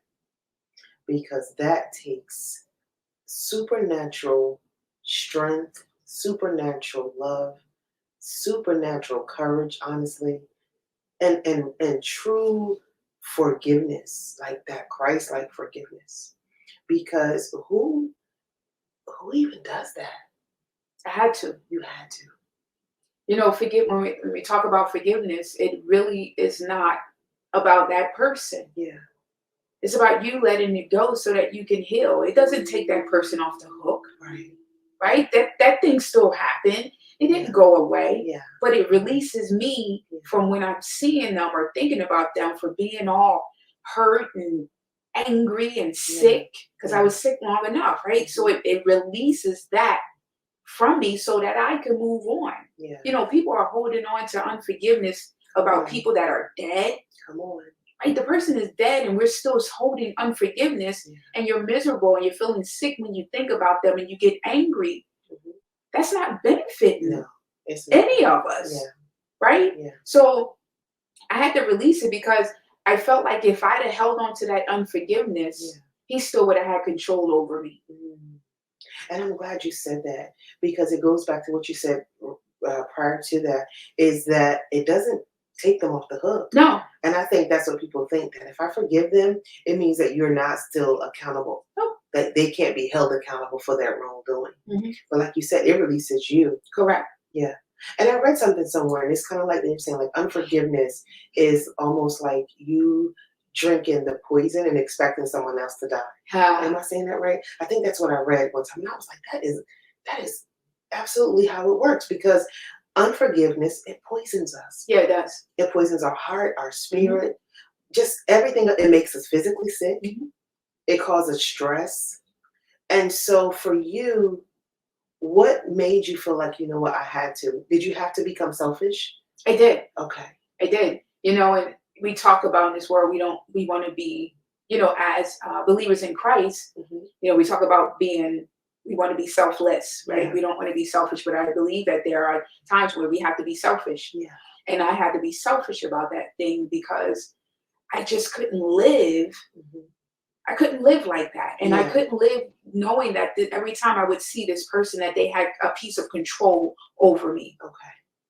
Right. And getting upset and mad and angry, and I can't forgive them. Yeah. I couldn't allow them to continue to control me. Right. And so I just told, like, do you want someone to be in the grave and they're still controlling your actions? They're still controlling how you show up. They're still controlling your mood. Yeah. I was like, how unfair is that? Right. Right. So I had to let that go. Yeah. I had to let that go. And I remember thinking I was fully there. Okay. And some years later, there was a situation where this person had something great happen. Okay. And God said to me, I want you to go up to them and tell them that you're proud of them. And I was like, oh, what? Huh? I was like, I thought we could. Right. Everything's fine. Yeah. So I was like, no. I said no to God. Yeah. I was like, no. He's like, you're going to go up to him and tell him that you're proud of him. My goodness. And I had to breathe it out. Yeah. I sat in my car, breathed it out, did some things. Yeah. And I finally went up to him and I said, okay, God. Okay. And I got my mind together, got my thoughts together. I didn't do it begrudging. Like, I got myself together. Yeah. And I went into him and said, hey, I just wanted to tell you, I heard about what's going on and I'm proud of you. Wow. And they gave me this look of like surprise. Right. I'm sure. And it was like, thank you. And in that moment, it was like this weight lifted. And I felt like stuff falling off. And I said, okay, so I must have still had something in there that I didn't realize. Wow. And it totally left when I did that, when I allowed myself to do that. Yeah. Yeah. Right. And that just speaks to the testament of having a real relationship with God. Because a religious person couldn't have done that. No. That is a testament of your real walk with Christ. It would have been, I can't let that person off the hook, and I'm not going to do. But you know what? I have to let it go. Yeah. I can't live like that. Yeah. Just like I had to forgive the person who abused me, the domestic violence. I had to forgive him. And can I just say this? I just want to interject this because I feel like some people that may watch this video, because what we're not saying is that we're not celebrating abusers. No, not so at don't all. take this as forgiveness means that you have to now then celebrate or go back or continue. Right. No. I just wanted just to make that clear because sometimes people could just take the wrong things and think correct. That, you know what I mean? So she's talking about what was required of her. And letting it go from my heart. Letting it go from her part. Yeah. Letting it go out of my heart. Out of your heart. Yeah. You know what I mean? Yep.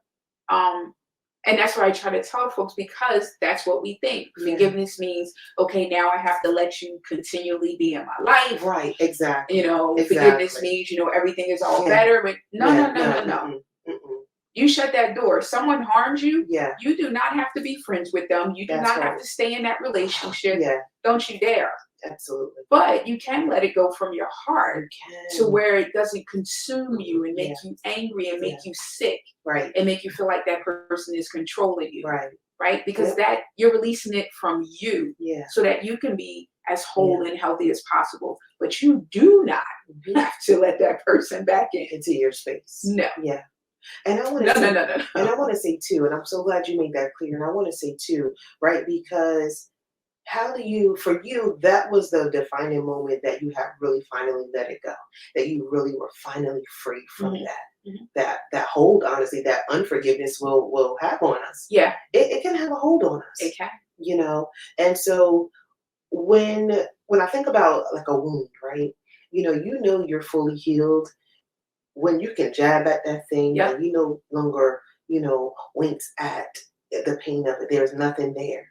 That's when you're fully healed. And like you're saying, sometimes we think we forgive them because they're not in our presence, right? But if that person's name come up in conversation, you kind of zone out. you know, because it's sometimes we think that we have forgiven. Yep. Right? Mhm. It'd be like this false forgiveness, like, oh yeah, no, I didn't even think about it anymore. You know, I forgive them. And then you see them at Wawa, And they shift your whole mood. and they shift your whole mood. To You was angry. happy to angry Uh-huh.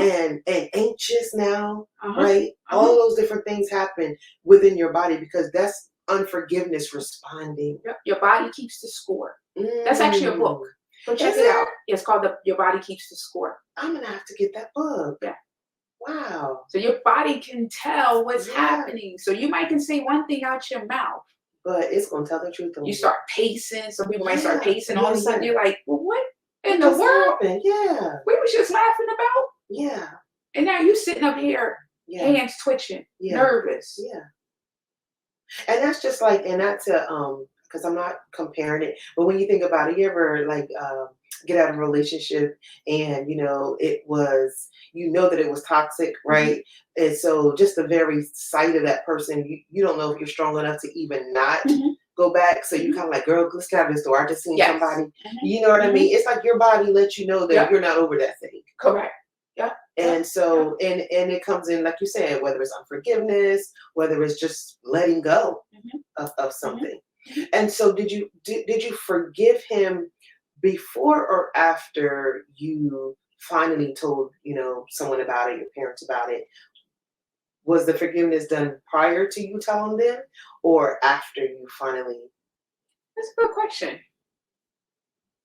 Honestly, I think the forgiveness came after I started talking about it. Okay. Because I actually, when I was writing the book, Finally free. you're funny. I wrote about the domestic violence. I wrote about the eating disorder. And then when God put it on my heart to talk about the sexual assault, I said, nope. And the book went on the shelf for like a whole year. Okay. Because I put it in the back of my head. Yeah. I said, nope. Yeah. They tried to bring it up a little bit. We talked about it a little bit when I was in a treatment center for the eating disorder. But when he told me to start writing about it in the book, no, thank you, sir. And I put it away. I didn't touch that thing for a whole year, a little longer. So it wasn't until I pulled it back out and I started to write and I started to drudge up that stuff that I had to start the process. And that's as the process began, where I began to forgive. You know why? Because I was going to say, I wondered if it was after you, like you said, after you shared it. Now you put it in the book. So when you had already told your parents, okay, after the book came out, you know, you told your parents after you wrote the book, or in the midst of still writing it. Okay. In the midst of still writing it. Because you know what I was thinking? I don't know why my mind goes here, but you know what I was thinking? It's like, I was wondering if you forgave him before you told, because it also, when you have people that love you and something has been done to that magnitude and you share that also springs up unforgiveness in them because they are angry, rightfully so. You know what I mean? They want to find that person, you know, it breaks their heart too, right? And we kind of put them in a position to have to forgive. Right. And so I would think that it would be fair for you to have shared it prior to you really fully forgiven, as opposed to sharing it afterwards, like, oh, no, I'm good. Go ahead, read this book. You know what I mean? Because it's kind of like, wait a minute. No, let's all do this together.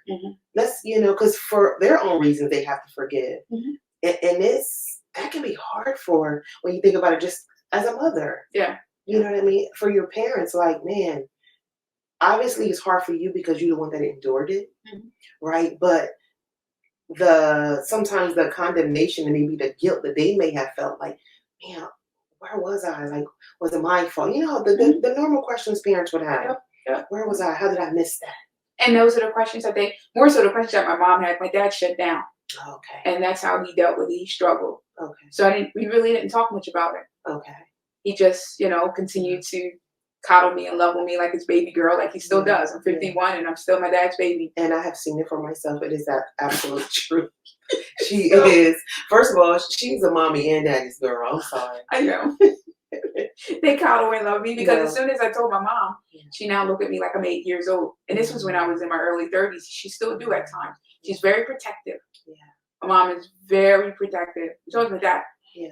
And, you know, when I told them, I didn't tell them who. They don't know any. The only reason they know the guy who did the domestic violence was my daughter's father. Yeah. Right. Yeah. But those that raped me, molested me, I never told them. Okay. Why? Because it's not about them. And I do have people say at times, well, you should be, protecting others. I have a right to be a victim, and I have a right to tell my story the way that I want to tell my story. And so many times victims are being pressured to save the world. They don't have to save the world. Yeah. They have a right to be able to save themselves. And to work through it. How they choose to work through it. And those that do tell, I'm grateful, for those that do tell. And those that don't tell, I'm grateful. Yeah. Because this is how they're getting through. And they have a right to get through it in the manner that they do. Right. As a therapist, I saw a lady, she was in her 60s. Okay. I was the first person she ever told about being raped by her dad all those years as a child. Wow. She couldn't tell anyone until he died. When he died, she came to therapy.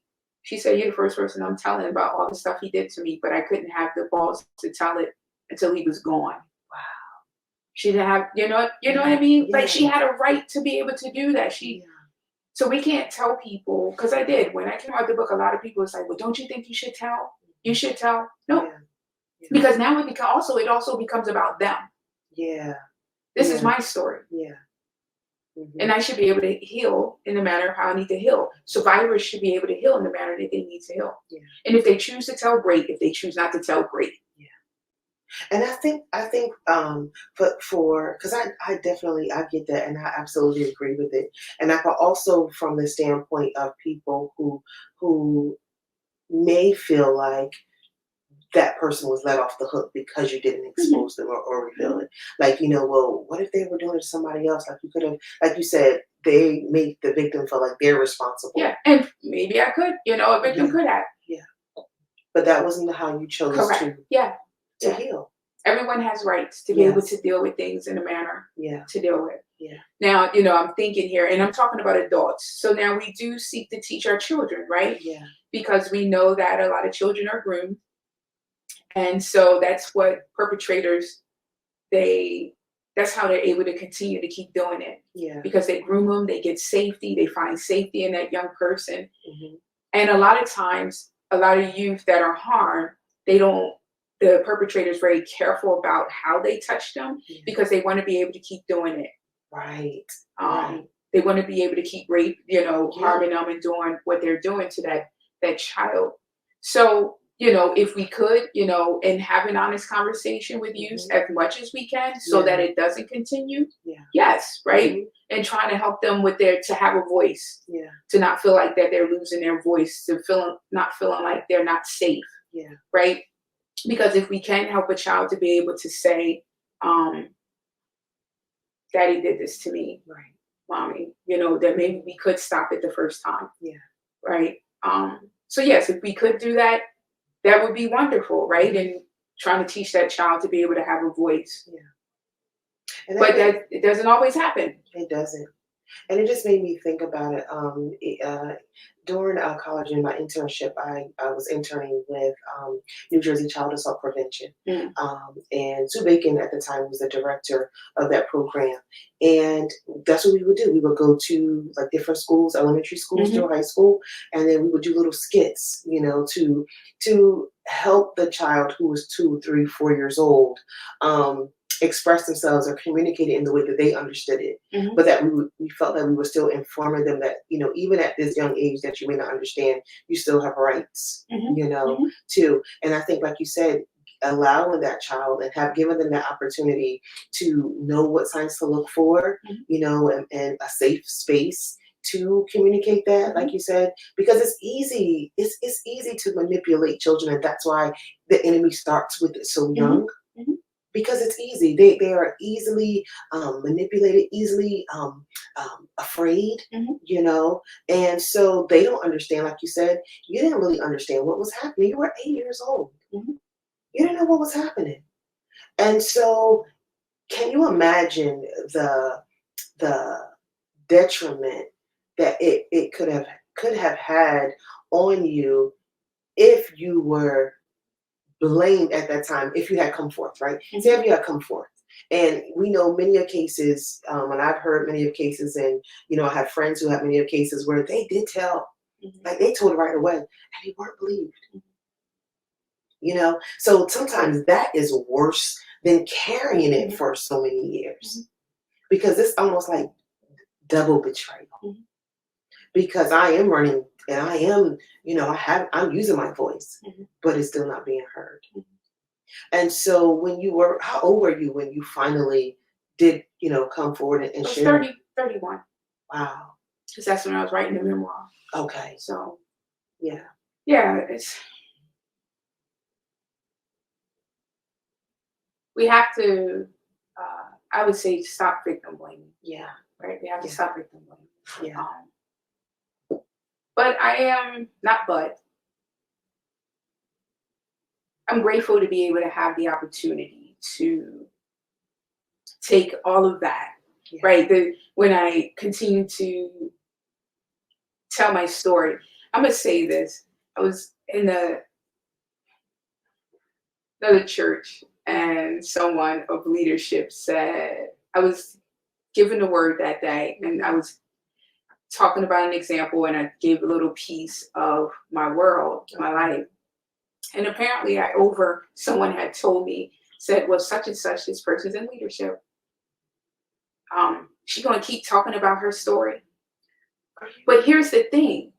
I also found out someone else that visited the church wanted to talk to me because they were so grateful that I told my story, because they experienced it and they wanted to get in connection with me. See?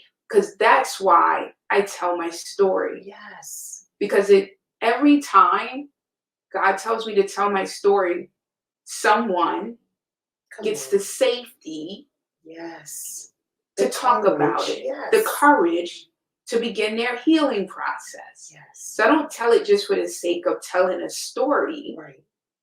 That's no good. No. The hope is that someone will get the courage to say, okay, it's time for me to tell my story, to start working on this. Yeah. To start healing. To start getting some help. To start doing whatever I need to do. Yeah. Because I know, when you look at my life, it's like a 360, because everything I went through are the same people I've been serving for the past 16 years. Wow. DV survivors, SP survivors, human trafficking, mental health, substance use. Yeah. The same area. So this, no, God didn't cause it. Right. But he took it all and worked it for his good. Yes. So absolutely. He gave me the empathy. And no, you don't have to go through this in order to help people. Right. But I think there's a certain type of empathy and compassion that we have for those, and a type of understanding that those of us that have went through it, that we have for others. Yeah. Yeah, you're right. Right. So it's a purpose. And I would even say impact. Yeah. And effect. Yeah, because it is easy for you to tell somebody, you can come through that. But when you have spoken to someone who's gone through it and you see them overcome, man, that gives you even more courage and confidence. Yeah. Right? Because if they overcame, I can do it too. Correct. Right? Correct. Yep. I've also seen it go the opposite way. I only say it because I had this client one time. I do have to be mindful and careful, because I had a client one time who, she looked at me and she said, "You look so young. How old are you?" And I told her. Yeah. And she said, "Well, how come you get it so soon and I can't get it?" She was struggling, meaning get it to heal. Exactly. Yeah, she was struggling. Yeah. And I've come across a lot of individuals like that. Yeah. So it can go both ways. Yeah. It's not always, I'm going to be honest. Yeah. And she came for therapy, and she was just like, "How come you get it?" Because apparently she came across my book.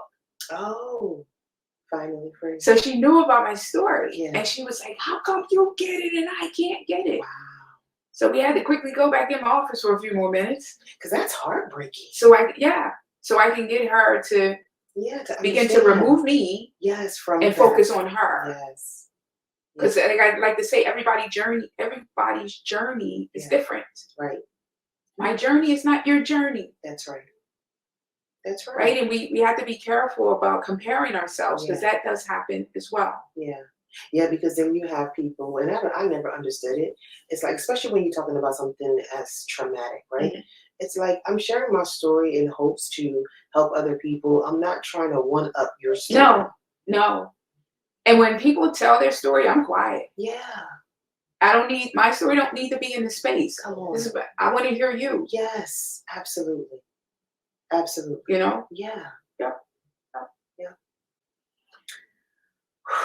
Let's take a minute. That was a lot to process, and man, that's heavy. But at the same time, I just see the grace of God in it, because you have been reborn, right? First that 8-year-old, like you said, she died, right? Then you created a character to cope, but then being renewed in Christ, He gave you that character that is the true identity, the true Tamu, of who He always purposed and destined for you to be. And so with your faith, because you're a woman of faith, you love Jesus so much. I do. You love Jesus so much. And it's a testament just of your walk with Christ, of how you were able to forgive, like fully forgive and let go. Because, we have this thing of like, I forgive, but I won't forget. We Correct. Yeah. And if you be honest, unforgiveness is really linked into that. Because even the way you say it, correct, you still anchored. And so with that being said, right, and I love how you made a clarification that, hey, this is not me forgiving them, is about me, because I'm selfish with me, because now I love me. Talk about how you put yourself first, right? You started making those decisions. I say, hey, I'm going to finally be my own advocate. I'm going to stand up for me, right? And so you said the pregnancy, you stopped the alcohol, but then the eating, did that take on another beast? Correct. That got worse, because now I'm not drinking, I'm not smoking. So what's my device? What's my rights? What that's what I would say. What's my rights? What am I going to do? Because I still wasn't healed. Right. I'm in a domestic violence relationship, and so I'm still angry. I got more trauma. Yeah. So the eating disorder got worse, and I ended up in a treatment center. Okay. Because my eating disorder got to binging on anywhere from 15,000 to 20,000 calories, and then the way that I purged was through laxatives. So I was up to taking 30 laxatives a day. Wow. Every day. That's how I purged. So every night I'm up in the bathroom sick, horrible, and I kept that a secret. Wow. At that time, I was married to my first husband. Yeah. My first husband died 11 years ago he died from cancer. He actually died holding my hand, and I felt his last breath leave out his body. So that's another trauma that happened some years ago. Well, it's been 11 years. It'll be 11 years in February. But I was with him because when I left the guy at 25, I connected back with Ronnie 2 months later. I knew Ronnie since I was 12 years old. It was like my childhood. Yeah. I was in love with that man. I knew what love was at 12. But we reconnected. So he didn't realize I was going through an addiction. Okay. My mom, no one knew. Once again, I'm hiding. Yeah. Right? I got this other addiction. And it just got really bad one day. And I remember being on the kitchen floor. This is what made it click when I finally got help. I found myself in a trash can in my house.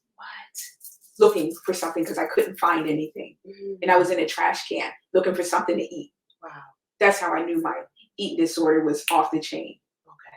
And I just dropped to the floor and started crying. I was like, Lord, help me. Literally directed me to my insurance card. Okay. I don't know about y'all, but at that time, I just knew I had insurance, health insurance. Yeah. I didn't know nothing about behavioral health insurance. Talk about that. Yes. So I just remember a thought in my head had to be God said, flip your card over. Yeah. I saw the number. I called the number.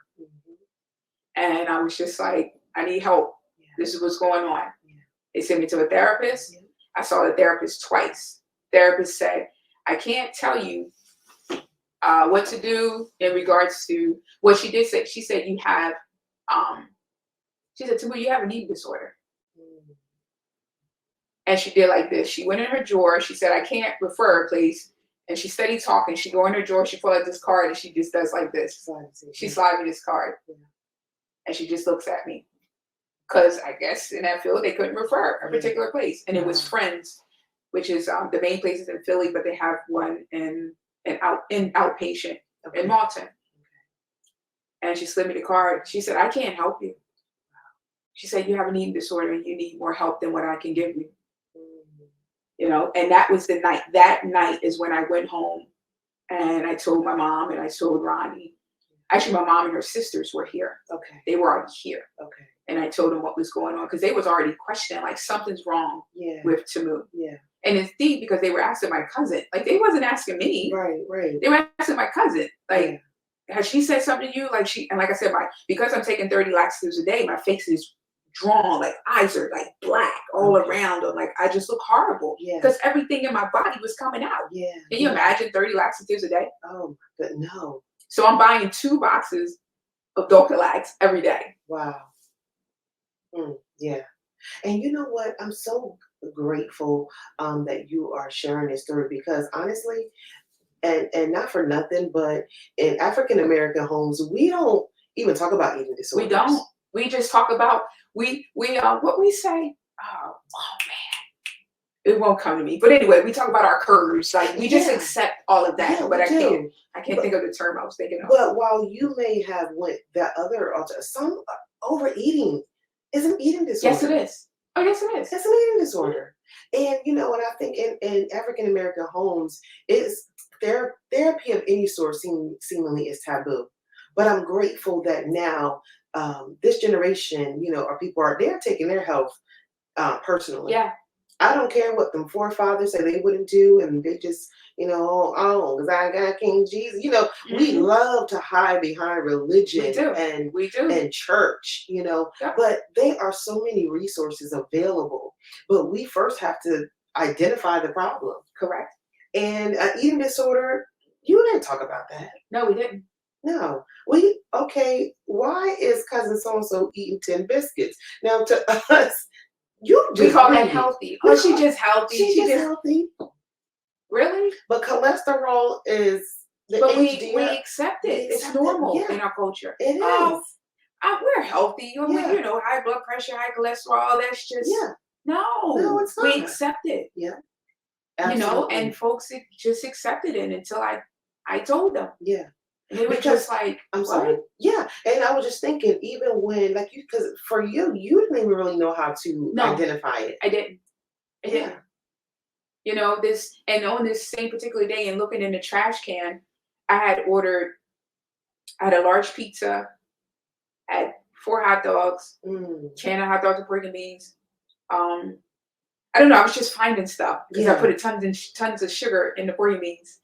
I had a box of cereal, literally just pouring a box of cereal with milk. Like I had all of this within a 45-minute span. My goodness, you were binging. Yeah, and then I was in the trash can after that, and that's why I said I'm like, okay, this can't be happening. Yeah. This is not normal. Not normal. Yeah. Nope. Yeah. And I hid, like I was an adult and I had kids. I would hide my food. Yeah. And sometimes when I would go to the market, sometimes I would say, this is my cereal, this is y'all cereal. Yeah. And it just made it seem, but I would literally hide it. Because I knew that cereal was going to be going at night or whatever, because I would hide and binge. Yeah. You know? Yeah. And so like I said, I told them that night, and then I also applied. I had to go through my insurance to apply because I took the card and I applied to Friends Treatment Center and got approved. But here's the deep part, because you mentioned our culture. So I got approved to come into this treatment center. It was 90 days. First, I was the only brown woman there. Okay. I was the oldest brown woman there because they were all young. Okay. Young female. And I had to get used to that. But then after a while, I realized we're all there for the same reason. So, you know, it became fine and became like a group doing this work together. But one of my sessions, this was my family therapist, but my family wasn't there that day. He said to me, "I'm surprised you're here." So this was a white man. He said, "I'm surprised you're here." I said, "Excuse me?" Which tells me he's a therapist, but yet you have no clue what an eating disorder is all about. Because he said, most Black women love their curves. Wow. And then he goes to tell me how his wife is Black. I didn't want to see him again. Not that I have Black friends interject. That's what he said. That's what he said. But he had no clue of what an eating disorder. He was like, well, usually, Black women, y'all love y'all curves. It's nothing to do with my curves. At all. Yeah, I was done. I didn't want to see him again. So once again, it just perpetuates what we just right, what we were just talking about, right? Yeah. It has nothing to do with curves. No, it just has to do with this is how I have chosen, to deal with my trauma. Right. Yeah. But so I got through that. I got through there. Mm-hmm. But one of the things, by the time I left, I did 90 days. Okay. And when I left, I still binged. Okay. But I didn't take the laxatives. And the only thing that scared me to not take the laxatives, the doctor said two things. He said, Tamu, if you keep taking these laxatives, you are either going to die or your intestines are going to bust. And you're going to have to wear a colostomy bag. Okay, so the colostomy bag is the thing that they put the peas connected to your intestines, and you wear this bag on the outside of your body, and that's where your poop go to, and it can smell. So it wasn't that he said I could die that made me stop taking the laxatives. Don't tell me. It was vanity. I didn't want to walk outside with a bag on the outside of my body. Wow. That's what made me stop taking the laxatives. Vanity. It worked. Yeah, I was gonna say it worked. Whatever it takes. But I kept binging, and my weight kept going up. Okay. Going up, and I got up to 250 pounds. That was my highest. Wow. And so, what did you start? Did you get any high blood pressure? Any diseases started? I had everything. Okay. So I lived a life of just being sick. So along with being mentally sick, I was physically sick. So I had high blood pressure, high cholesterol, diabetes for a short time, lupus, fibromyalgia, mixed connective tissue disease. I had celiac, I had gluten allergies. I had allergies from everything under the sun. I had allergies from so many foods. I had seasonal allergies. I couldn't eat raw foods at the time. And I was 250 pounds. Wow. So I was sick. I'm 5'1". Wow. You know what I mean? So I was considered obese as they look at their BMI scale. Yeah. So I was sick for most of my life, along with sick dealing with the trauma. Of course. And it was some years ago that I got tired. Okay. Right? I feel like we all get to a place where we say enough is enough. And for me, still after being clean from the alcohol, no longer smoking anything, that eating disorder still would creep up here and there, right? I would binge. Stress happened, I would binge. Things happened, I would binge. But like I said, some years ago, I got tired. The doctors wanted to keep putting me on more medicine. I'm in and out of the hospital for this lupus. I'm on all kind of stuff, medicine making you feel horrible. You're taking one medicine, then you got to take another medicine for the side effect of that medicine. It was just horrible. Yeah. And I was just tired, right? Eating a horrible diet. I was just worn out. Yeah. So about 4.5 years ago, I, in trying to get myself healed, working through this stuff. Oh, and I do want to say this, dealing with trauma, I really would suggest some of you, if you can, find an EMDR therapist. EMDR is really good. So I just wanted to put that out there. Find an EMDR. Explain what that is for those who don't know. EMDR is a type of therapy that really helps you to so a lot of times people get kind of,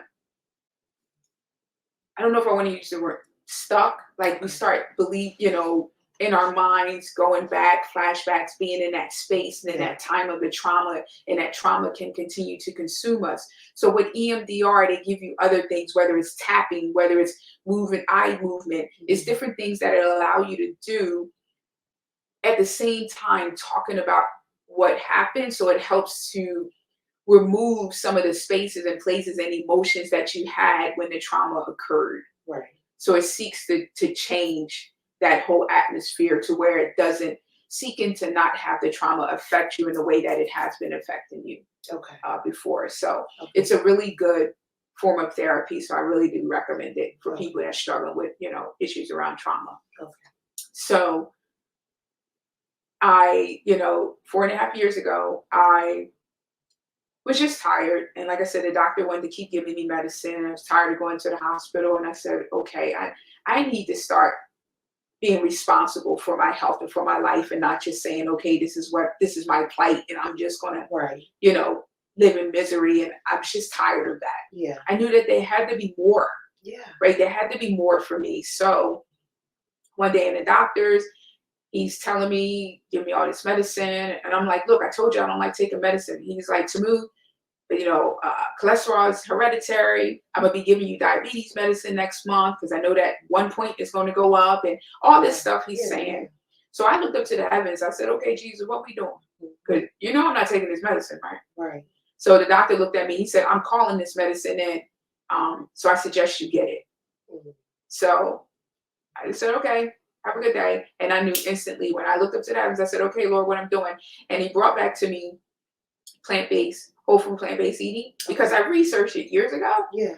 I just ain't had the nerve because I didn't want to get rid of chicken wings and cheese on pizza. I really didn't. Right, I'm just saying. Yeah. So I fought against it. And just a disclaimer, Tamu makes some of the best, she used to make some of the best baked chicken around.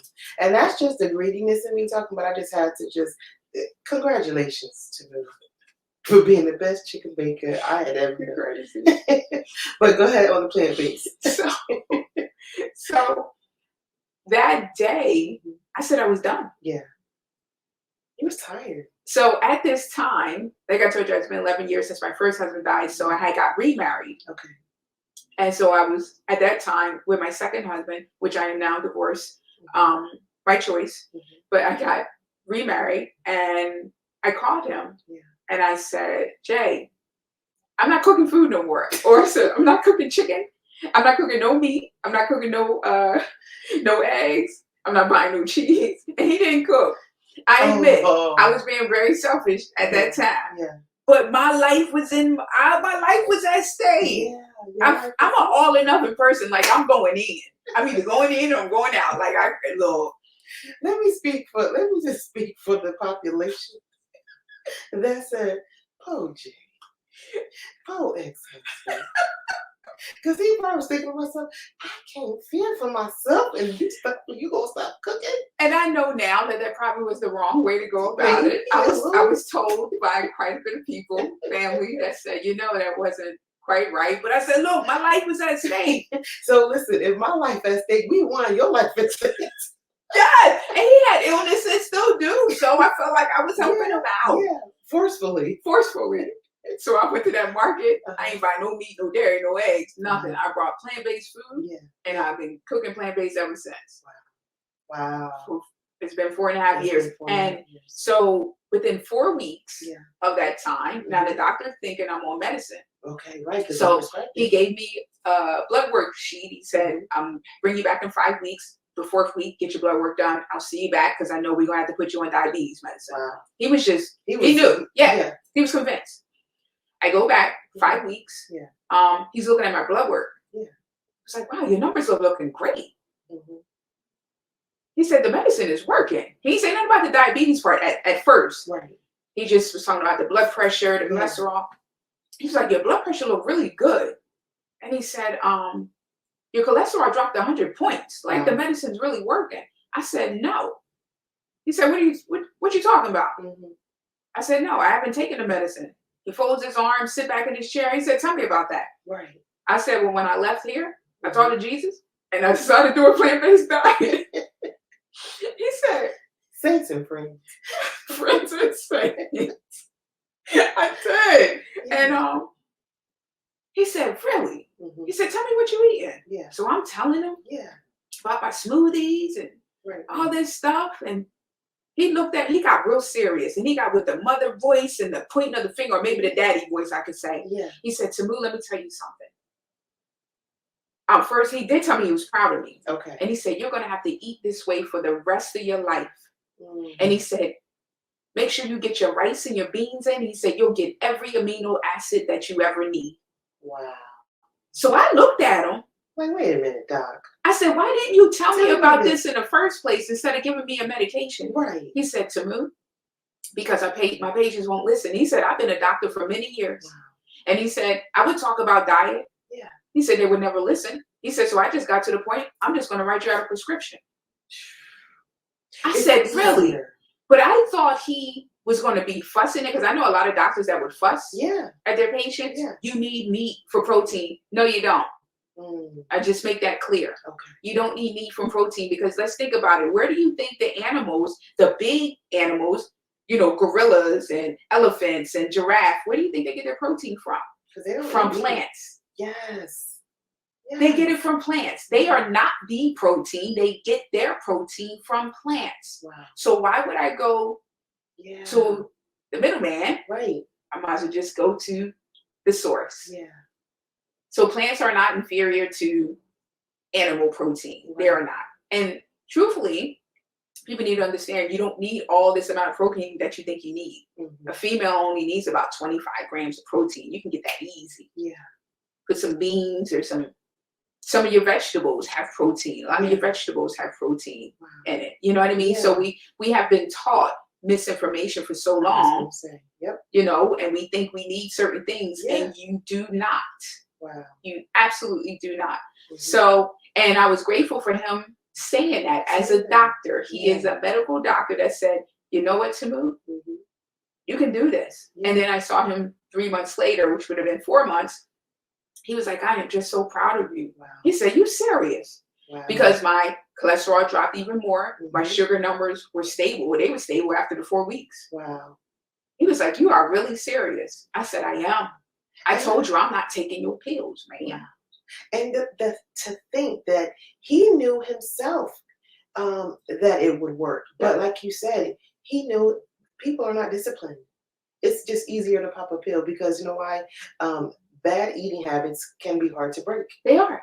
Right? They are. Because like you said, sugar is addictive. Yep. Right? And so if we don't have that mindset to say, all right, enough is enough. And to be quite honest, a lot of people don't change their minds until they get that detrimental report. Correct. Like either this or death. Yep. And then that's when we're like, you know what? You know, all right, now that, okay, you can't feel your whole right side. Now you make that decision. And sometimes it takes that. Sometimes that is the wake-up call, right? But I'm trying to help people, just like I was able to get it before you get to that point. Yes. Before you get to the point of being like, you know, your foot going to be cut off, or you done lost some toes. Like I have a friend who her husband has lost toes because of diabetes. People who have lost limbs because of diabetes. And like, I feel like we just accept it. You know? And I'm like, we don't have to accept it. You know, I'm so proud of my mommy.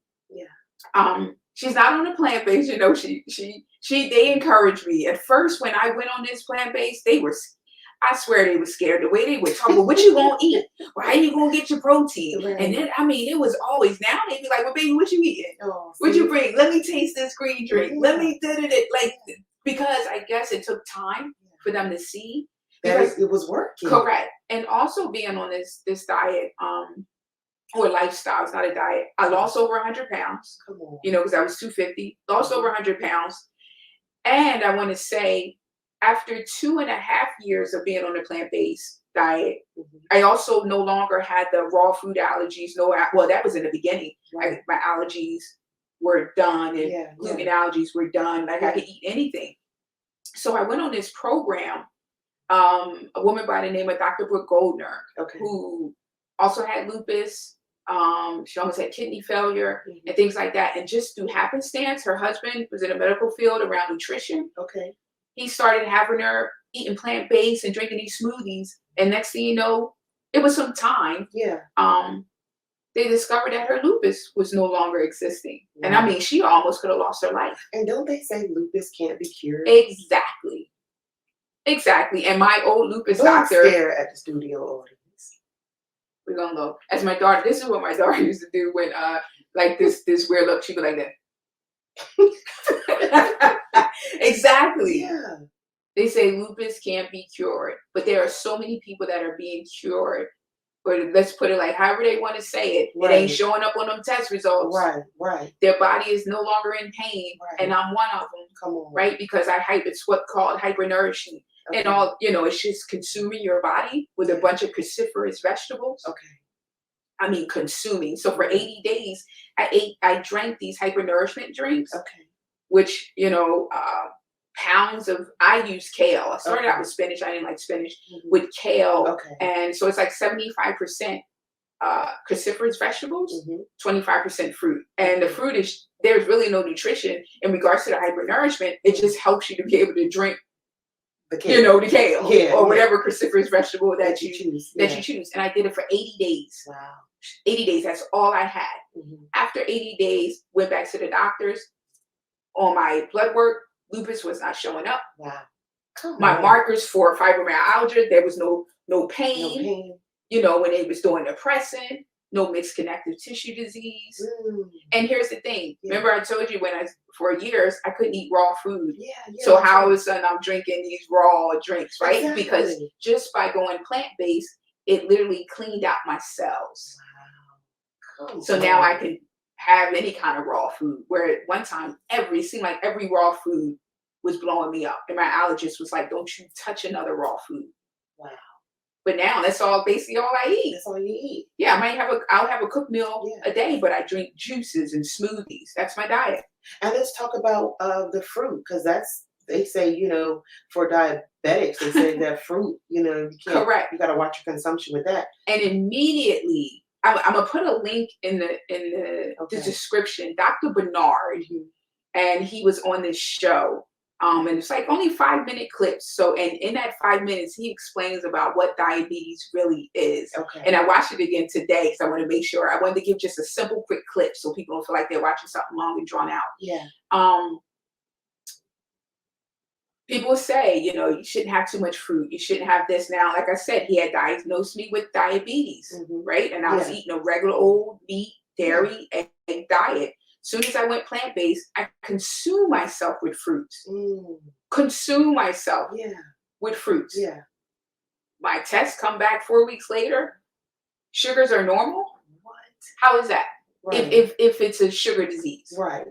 Right? So Dr. Barnard explains it. I should just let y'all watch him. But he explains to the fact of how he talks about how fat, not necessarily body fat per se, but fat gets into our muscles and into our cells. Yeah. And the way he explains it, let's just say this is the cell wall, right? So when we consume all that meat, and cheese, dairy, all that fat and stuff, then there's like a layer. Let's say there's a layer here of fat that goes under the cell wall. So then when we eat things like carbs and white processed sugar, there's just sugar, and it's sort of like gets trapped because there's no place for it to go. It's just flowing through. But what's supposed to happen with sugar is if that layer of fat is not there, sugar is supposed to be able, when you have the carbs, supposed to just flow through your cells. And then there's no diabetes because it's supposed to be able to flow freely. Right. But if that fat layer is there, it gets blocked and it has nowhere to go. So therefore now it's just flowing through your bloodstream, and that is diabetes. Wow. So we always call if you remove, when it really is a fat disease. Wow. And Dr. Barnard, if you watch this video, he'll explain it. And a lot of people are getting it, of course, because we've been saying that for so long. A lot of people still struggle. Yeah. And my mom, she had diabetes. She still monitors just to make sure and checks her sugar. She's not plant-based, but she does eat a lot more vegetables. She always loved vegetables. She eats salad just about every single day throughout the week. So she eats a lot less fat. Then on the weekends, she a weekend girl when it comes to food. So that's a whole nother thing. But I'm gonna give her the weekend. But through Monday through Friday, she has a really pretty good diet. She's no longer diabetic. Wow. Because a lot of things she had shifted. Like I said, she's not plant-based. So it's still possible, right? Eating meats and stuff, but she puts in a lot more tons of vegetables and healthy food where she didn't do before. Right? So she still has to be careful, right? And be mindful, because if she starts putting in too much, and let's say if she was eating all that way 7 days a week, the diabetes will come right back. Wow. Because her cells would be consumed with more of that fat, and the sugar wouldn't be able to flow the way that it needs to. Wow. That makes so much Right? sense. But she still has like high blood pressure and stuff, so I'm trying to get her to get more plant-based so we can get rid of those pills. But I'm so proud of her though. Yeah, I really am. Me too. Right? And she walks and she gets exercise. You know what I mean? So yeah. So we have to be we don't have to. But we have to. I know. We have to begin to take our control. life is like we have to stop making excuses. Yes. Like we make excuses. Well, I can't this, and I need meat. Yeah. Whoever needed dead flesh? That's all I'm saying. Like when I hear people say, "I need meat," you need dead flesh? Wow. I mean, when you say it like that, wow. Doesn't that sound insane? Yes, it does. Just like when I think about, if nothing else, let me give y'all this. If nothing else, if you're struggling, I know chicken is good. It is. I know. I used to love chicken wings, so I ain't gonna front. I'm not gonna tell y'all it's nasty. Yeah. But I will ask y'all this. If there is one thing you can get rid of, get rid of dairy. Okay.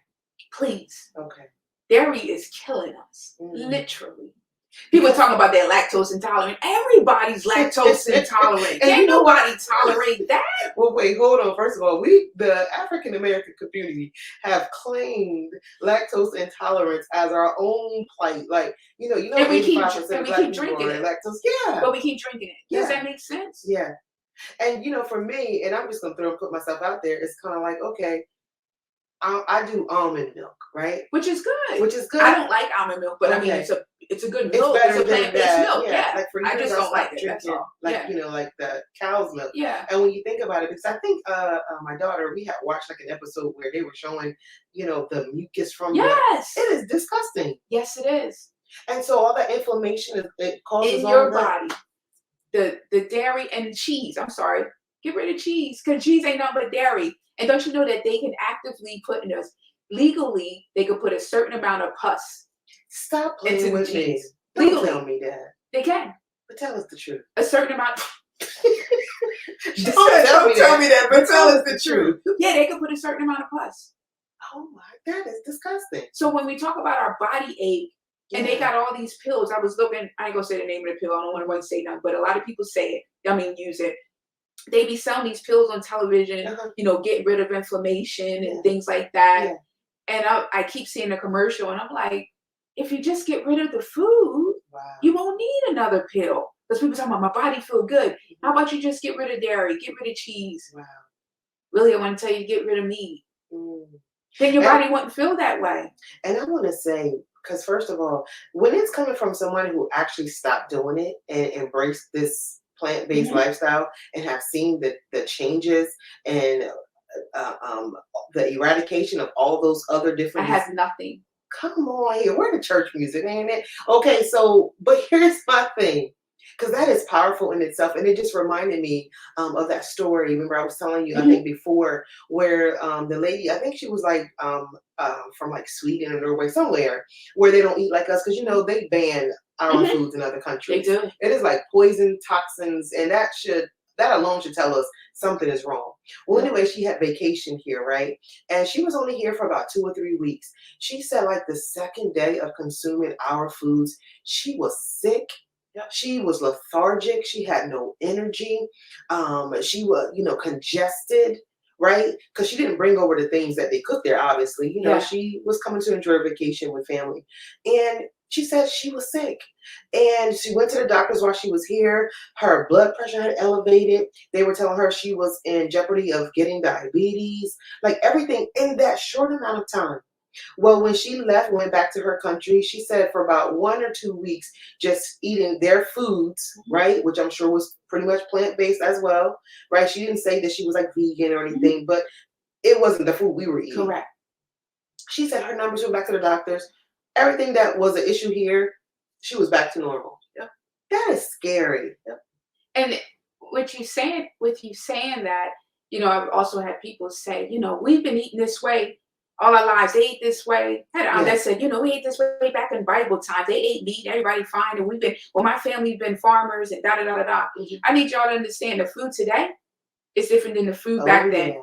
Please say it again. All the stuff they put in the food today. Have you ever seen a chicken walk around with a big, the way thigh and wings? they are pumping this stuff with these hormones that are absolutely ridiculous. And then it's going in our bodies. Yeah. So therefore it's causing inflammation. It's causing all these autoimmune diseases. We have more autoimmune disease today than ever before. We are getting sicker and sicker. Yeah. And yet we're accepting it. Yeah. You know, I saw this man in the market and he was like, I'm healthy. Because the lady was, I always get a bunch of bananas. So people, every time they see my cart with bananas, they're always asking me questions. So I tell them I plant-based, I eat smoothies, blah, blah, blah, blah, blah. And this man, I hear, I'm healthy. He could barely walk. And then he started talking about all the medication he was on, but I'm pretty healthy. Are you serious? Like, that's what we do. That is crazy. And I'm not laughing because it's funny. But to him, he really believed that. But that's what we tell ourselves. Yeah. You know, like this kind of like high blood pressure, high cholesterol, diabetes, it has become acceptable as the norm. Yeah. You know, it really has become the norm. Yep. You know, and I wanted to say this too when we were talking about dairy. We are the only people that drinks another animal's milk. Cow's milk. Yeah. Lambs don't drink cow milk. They drink lamb milk. Goats drink goat milk. The baby goats drink goat milk. They don't go and drink the cow milk, nor do they drink a human breast milk. They drink goat milk. Cows, baby cows drink mama cow's milk. Yeah. And their milk, when we talk about obesity, their milk is filled with hormones for that baby cow to be able to grow quickly and as big as they do. Wow. For the baby cow. For the baby cow, not for us. Not for us. Wow. But our babies get it, and we have a lot of overweight babies. Yeah. Yeah. And we have a overweight society because we're putting this stuff in our bodies. Yeah. Right? And that's not fair to us. And we have to take our life in our hands and say, you know what? And there are so many good things. You know, I drink oat milk, and particularly Oatly Oat Milk. No, they're not a sponsor, but I love that oat milk. Oatly Oat Milk is the best oat milk as far as I'm concerned. Yeah. And I love it. Yeah. Right? So Fairlife is good too. Yeah, Fairlife is good too. I don't know that I had it, so I can't speak on it. Check into that because I just get it. I'm good with Oatly. You good? I'm a creature of habit. I stick to what I know. Not shutting down my Fairlife. I'm sorry. Wait, because where I used to work, right? One of my coworkers, seriously, one of my coworkers, she started because the regular cow's milk obviously was getting her all congested, so she started with the Fairlife milk, and so she had made a smoothie one day. She was like, "Sheen, come here, try this," and I'm like, "Girl, what kind of milk you putting in that? Because I don't drink that." And so she was like, "Let's try it," and it was delicious. It was healthier, and I don't think that it was like derived from like an animal because she was cutting back too. She wasn't like vegan or anything like that, but she was making those changes. And so I have to try Oatly, but just at least look into Fairlife to be fair. Just look at it, make sure I'm eating right. Oh, okay. Right. I'll have to do that. I can do that. I'm sorry, y'all. I'm a creature of habit. If it's good, I stick with it. I don't change unless somebody make me change. Okay, so now that we're talking about that, right? That level of compromise.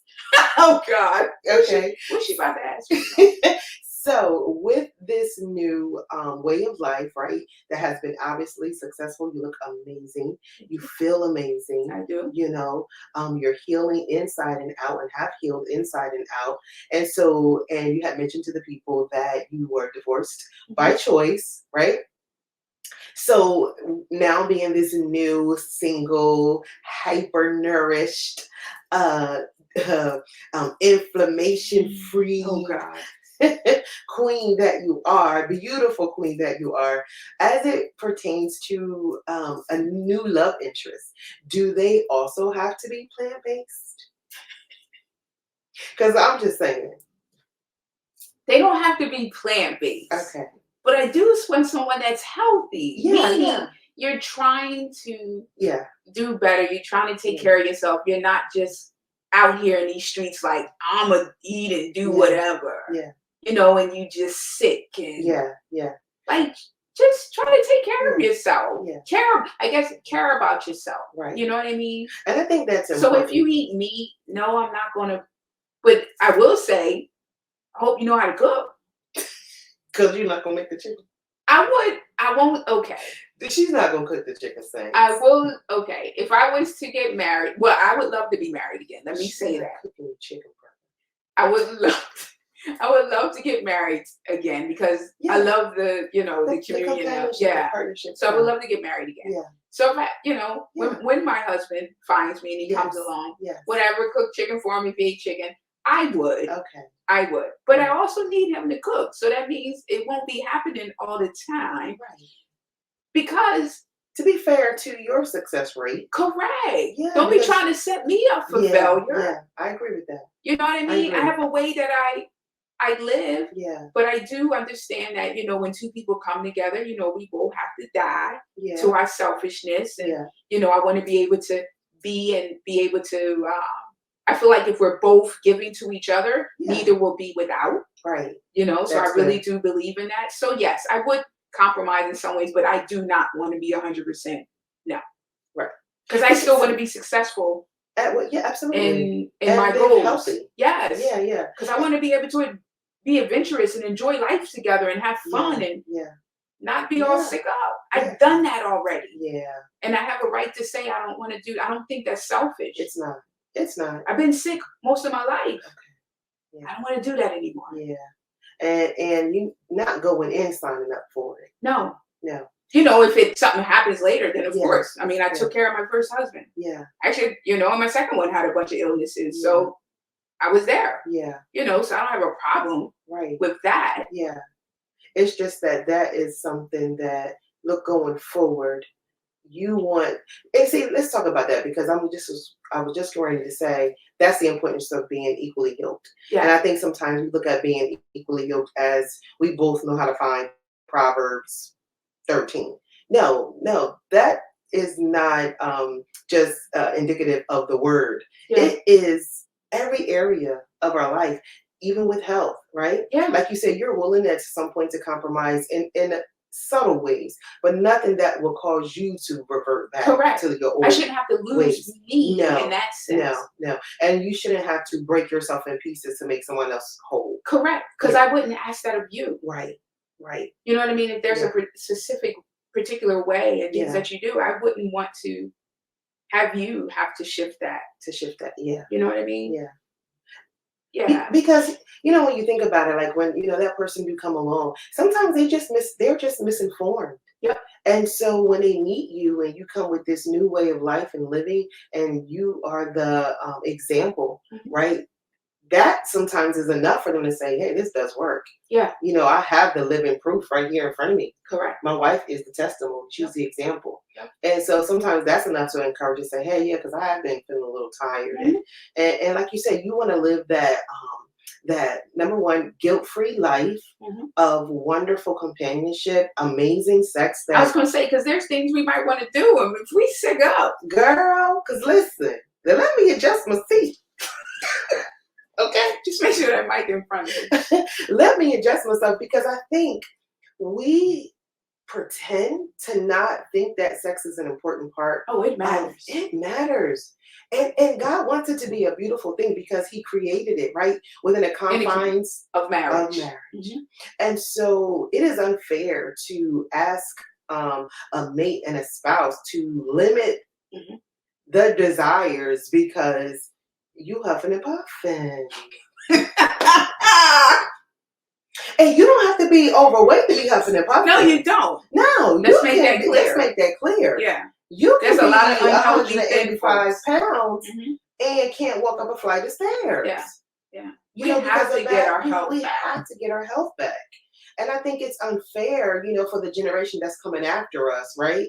Because we are dying off too soon. We are. And we don't have to. We don't. It is not the will of God for some of these deaths are premature. Yep. And it's because we don't have any self-control. We lack information. The word says that when you don't have that knowledge, right? We suffer. We perish for the lack of the knowledge. And sometimes we refute the knowledge that's given. We do. For our own, because we want to continue to be the way that we are. Absolutely. We want to continue to eat the way I've been eating this way all my life. Well, my grandma, okay.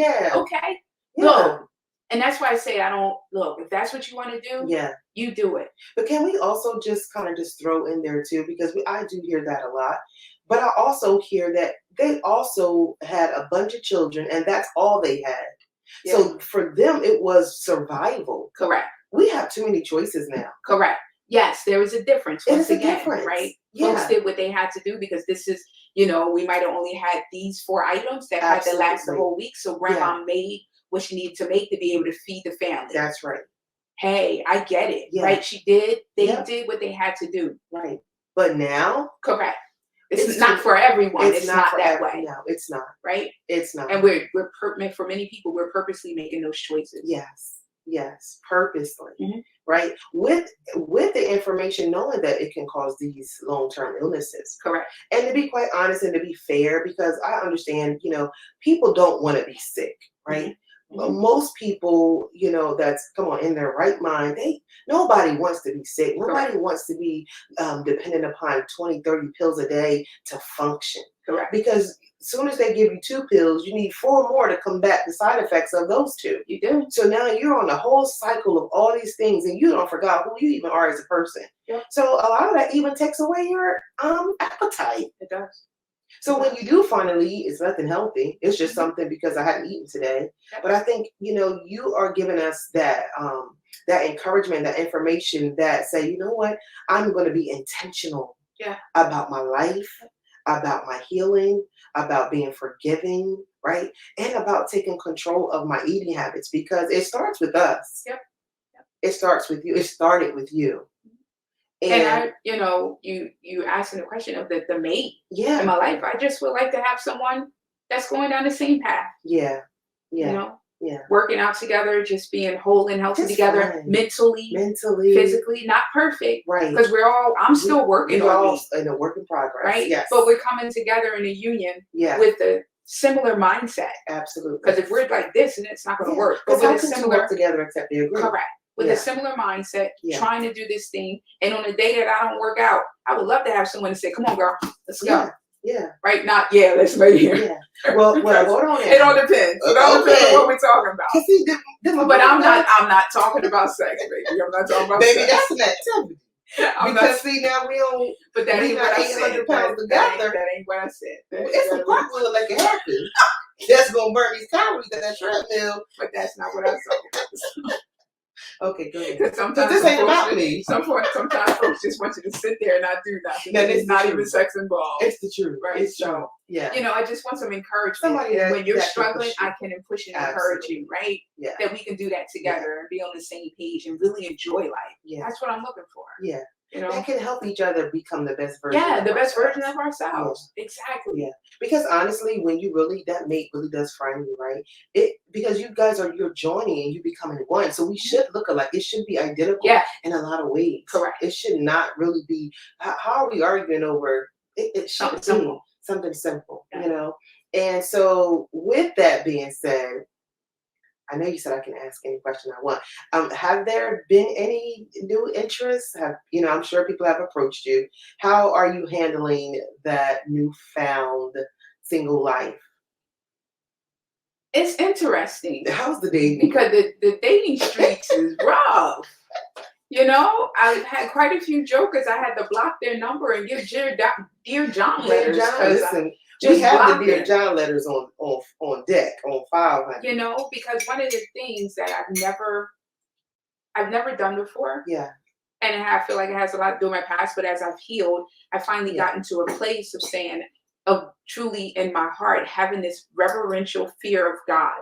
Yeah. In that I love God so much. Mm-hmm. I don't want to be with anyone other than my husband. Come on. So for the first time, I want to save myself until the day that I'm married. And jokers are like, what? What?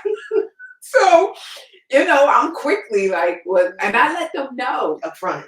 The first time we have that, my name is Samir. No, you will not be getting of this. Crazy. But in our conversation, I let them know. Yeah. And that's honest. Because I'm not trying to go through this long drawn out thing for you to. you know, and Yeah. I had met this one guy where I thought maybe something could happen, and you know, he was beautiful and really nice guy and made me laugh, and you know, he had some other things tweaking, but I'm like, nah, you know, it's not like deep. Right. But he was very honest. And I said to him, he asked me to be his lady a few times. Okay. And every time I said no. Okay. And I said no because he was honest with me that Tamu, I can't wait. Wow. He said, I have to be able to know if we're sexually compatible. And he was serious. Yeah, he was about, I don't talk to anyone if you no. You're not. You know what? I didn't say it like it was like you do. You just said it like. But honey, there's a whole lot. Yeah, no, it doesn't mean nothing. Yeah. No, they be the main ones. It doesn't mean like, nothing. Did you just send a pic of not ain't got a t-shirt for me. It's a hot mess. It's a hot mess. So I blocked him because I got like we would end up every once in a while connecting. Yeah. And I appreciate him being honest. Yeah. But I was like, I can't. I said, I won't. I will not. I said, yeah, you're beautiful. Yeah. But my father is greater. Come on. And for me, I'm keeping myself for the very first time in my life for my husband. Yeah. And he's coming. Yes, he is. And so I had to let him go. So I'm single until the day God sends him. And I know that's right. You know, and I had this one guy that said to me, he said, you know, there's not a lot of guys out there that's going to wait. I said, baby, all I need is one. All I need is one. All I need is one. That's so it. You can take me out the group chat. All I need is one. That's it. I don't need many. Just one. No. And I love how you put your relationship with the Lord above anything else. For so long I didn't. Yeah. And like I said, it's the first time I ever got to a space of having this reverential fear of God. Yeah. Just basically, I love him so much. I want to try my best not to willfully sin and just go out and say, oh, well, he'll forgive me. He'll forgive me, right. Because that's the mindset. I live raggedy like that all my life. And of course, he does. Mm-hmm. I still have to deal with the consequences. That's right. I'm tired of dealing with consequences. I know that's right. And oh my goodness, that made me think of a story. A friend of mine, he has now passed away. He used to be my attorney, and he was telling me, you know, how he had saw this beautiful woman in his work complex, and he said she just was beautiful to the eye. And you know, he's a man, he's human. Come on, they have their feelings and things like that. And he said he would just look at her out the window and just almost like David when he saw Bessel. Yeah. And he said he would just see her, and he said she just was a sight to behold. Is what he said. He said, and one day she came into his office. He said he knew it was the enemy because he was like, okay, you know. He said, did I will her up here? You know, but she came into his office and she was looking for another, I guess, office space or something out there. I don't know. But anyway, you know, she was kind of being tempestuous, you know, with him. But he said the Holy Spirit rose up in him. And he said to her, you know, what I want from God, what I need from God, and the desires that I have to get from God. He said, what I want from God and what he has for me, I cannot get that in your bed. Wow. And he said he never seen her again. She never came back. Huh. Now, he said, I'm going to be honest, I know that wasn't me talking. Yeah. You know, and that's the importance, you know, of our relationship with the Lord, that when we are weak in those moments, the Holy Spirit will come up and say, hey, I got to let your destiny talk for you. Yep. Because you're too weak. Yeah. Which is why I had to block the guy who I was really attracted to. Yeah, because you said he was a nice guy. Oh, yeah. Funny. He was nice, funny, would have me cracking up. Yeah. But our last conversation was just like, he said, look here, baby. I couldn't do it. I had to, Yeah. He was just like, when you know, like I said, he must have asked me like maybe 3 times to be his lady, different times. He was like, well, because you know what I desire. I said, well, I guess it's not going to work. No. Okay, bye. Hung up, and I blocked him instantly. Because I know he was going to call. Again. I couldn't allow that. Yeah. Because, we're human. Yes. And that moment happened, and maybe a bad day, and, you know, I'd have been in Philly, or he'd have been in Jersey, talking about, I got a place over at such and such. Yeah. And it could have happened so easy. It happened so easily. And the thing of it is that when God sends the mate for you, they will push you. Your walk with God will become stronger because of it. Correct. Because they will push you into your purpose. Not away. Not away, right? You will find yourself in compromising positions purposely. Correct. You know, where you plan it And I always say this, that love is patient, just like the scripture says, It is. but lust is always in a hurry. Always. It's always in a hurry to prove itself for 10 minutes. I just caught that. You crazy. You know? Yeah. So you've kept yourself all this long time just for lust for 10 minutes to come in and to prove a point that, Yep. No. And then I got to go back crying, squabbling, Exactly. Lord, please forgive Sliding me down the shower wall. again. Yeah. Please forgive me again. No, because you have gained a lot of ground, Uh-huh. naturally and spiritually. Yeah. And physically. Yeah. So I feel like I might have lost a lot. Yeah. But I've gained Baby, so much more through all of it. The gains so outweigh the loss. Yes. Yeah. It does. Which is why I'm able to be in the space I'm in today. Yeah. Of full forgiveness and peace. Yes. Good health. Good health. Enjoying life. Yeah. Yeah. And I'm grateful, to be able to continue to now help people in another capacity. Yeah. Like I never thought I'd be helping people in the realm of health and wellness. Yeah. This child that had bulimia basically all her life and eating issues and, struggling mentally around all of this. And to be able to be in this place today, I attest that to nobody but God. Amen. Right? Yeah. Not of me, but nobody but God. So I'm grateful to be able to do what he continues to allow me to do. Yeah.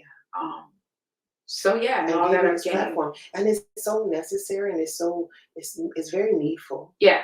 It's very needful. And it's even more impactful when you have, you are the representation of our community, because we don't see a lot of it because of those excuses that we kind of give ourselves over the years. So when we do see, one of us in a position to say, hey, it's not a cultural thing. No. It's not. No, it's not. It's not based off of culture or gender. No. And you are that blueprint, and I'm grateful because I've learned a lot and just gained some knowledge just even tonight, that I'm going to research for myself, and I may not, go full turkey, with the plant-based, but I know now that I can incorporate some other things that I thought was necessary. I thought that, I better have my fish, my chicken, as protein. But then when you realize, like, no, you can get this over here, So what would you tell the people who don't have that discipline yet to just, where can they start? Just start where you are. Okay. Right. But like I said, when I mentioned not too long ago, I really would ask if you can just really get rid of dairy. Okay. If that's where your start is, let that be your start. Okay. Because I'm telling you, you would see a big difference. Okay. I also want to add to that, sodas and sugar. Okay. Try to figure out how to remove that. But I'm also going to add one more thing to that to really start looking at that. I feel like a lot of people think it's okay. Yeah. Remove oils. And I'm talking about every single oil. There is no extra virgin olive oil. Not the extra virgin. All oil is horrible for you because the olive oil is good for you. Okay. They extract the oil out of the olive oil. What do you think you got? Fat. Come on. So go on again. It's a cardiologist that talks about oil just going into your body and in your veins and clogging up your veins. It doesn't matter what kind of oil it is. Right? So there are people who've been, let me give you an example. There are people who've been on plant-based diets, but still eat a lot of oil and found out that they still have heart disease and clogged up arteries. Okay. And as soon as that doctor said get rid of the oil, it went away. Wow. No oil is good for you. What? And the worst oil is coconut oil. Okay. Coconut oil has 92% saturated fat. No. Lard has 52. I think it's like 52 or something like that. You might as well use the lard. I just gave you permission to use lard. No, I didn't. Back in the day. No, I didn't. But lard and butter is healthier. Wow. If you want to look on the scale of healthy, but hear me out. Okay. They're still horrible. You don't want to use lard nor butter. All of that is horrible. But what I'm saying is we're thinking that coconut oil is the best new thing around. It has 92% saturated fat. Wow. So please remove coconut oil out of your diet. Wow. You can look it up for yourself. But remove it, please. No oil is good for you. Please do not eat lard. Please do not eat butter. Listen, they say lard is the best oil to fry that chicken. It's all horrible. Wow. We're killing ourselves. Yeah. Yeah, no, seriously. So, figure out where you want to start. So, okay, all right, because I got, I always make sure I have like my olive oil. I don't use like those other oils because I'm thinking that the extra It's horrible. virgin. You don't need it. I'm thinking I done saturated the meat that I'm cooking. I'm thinking I done cut back some of the fat. No. Wow. See, lack of information, lack of knowledge. Right. So now that I know. So what would you suggest that what would the alternative be? I mean, what? Because people always say, well, what do you put? What could I just put your seasoning on it? You don't need no. Or you can put like lemon or some other type of item if you feel like you need something to coat it. Okay.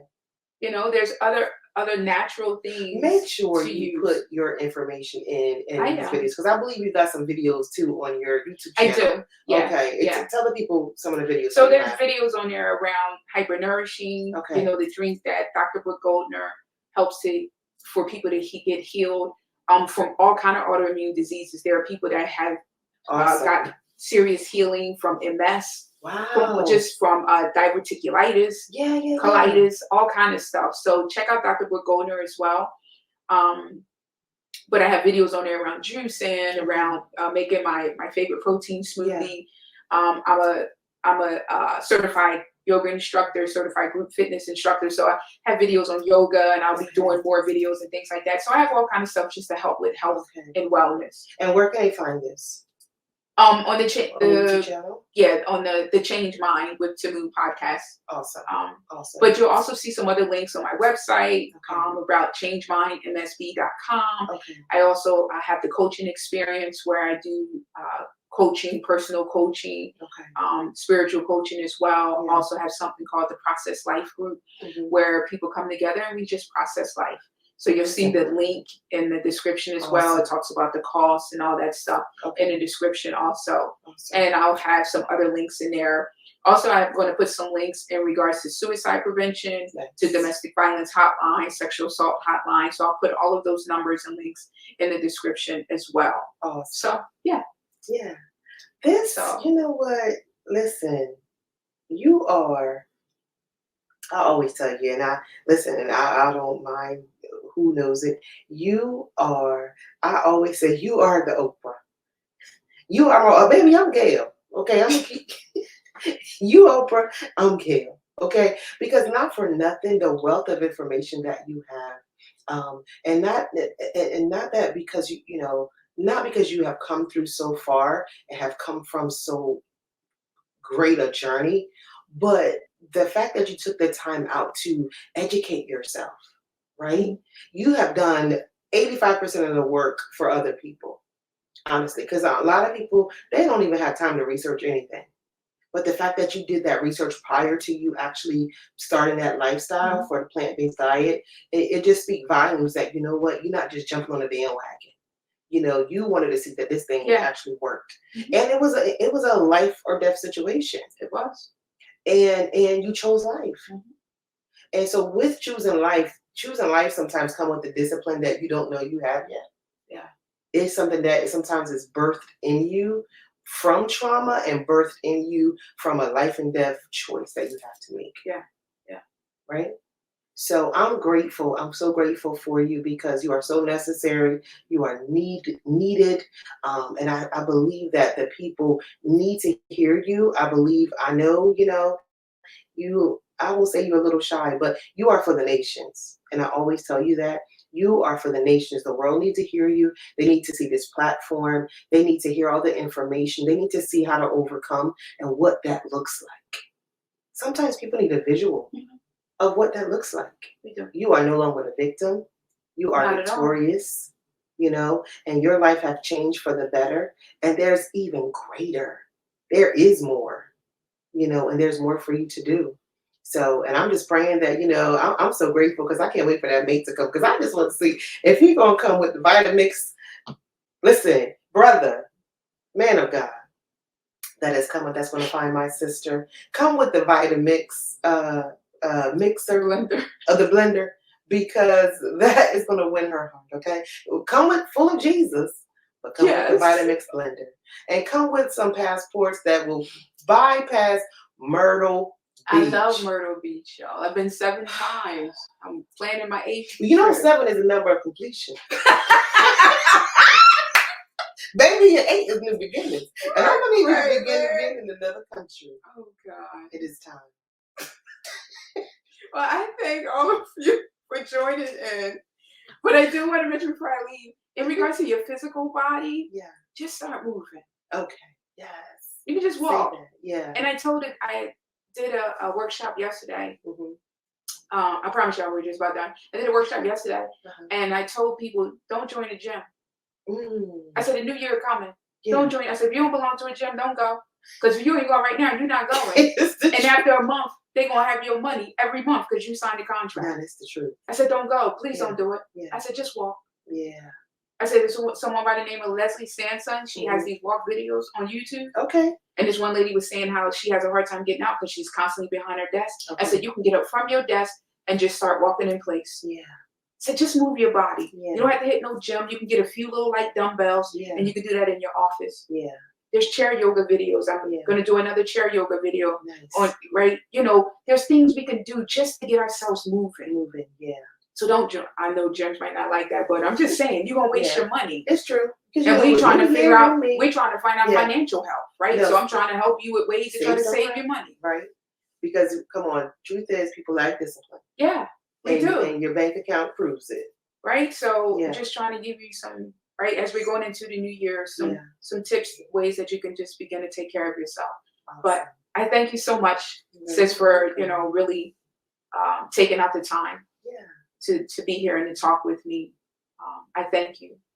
And you will be seeing more of her because we will be diving into her life a little bit because she's an awesome woman of God. So she has a lot of words of wisdom to share with the world also. So I thank y'all so much for joining me here on the Change Mind with Tamu. Yes. And I'll see you soon. That's right. Bye. Change Mind. Bye. Peace.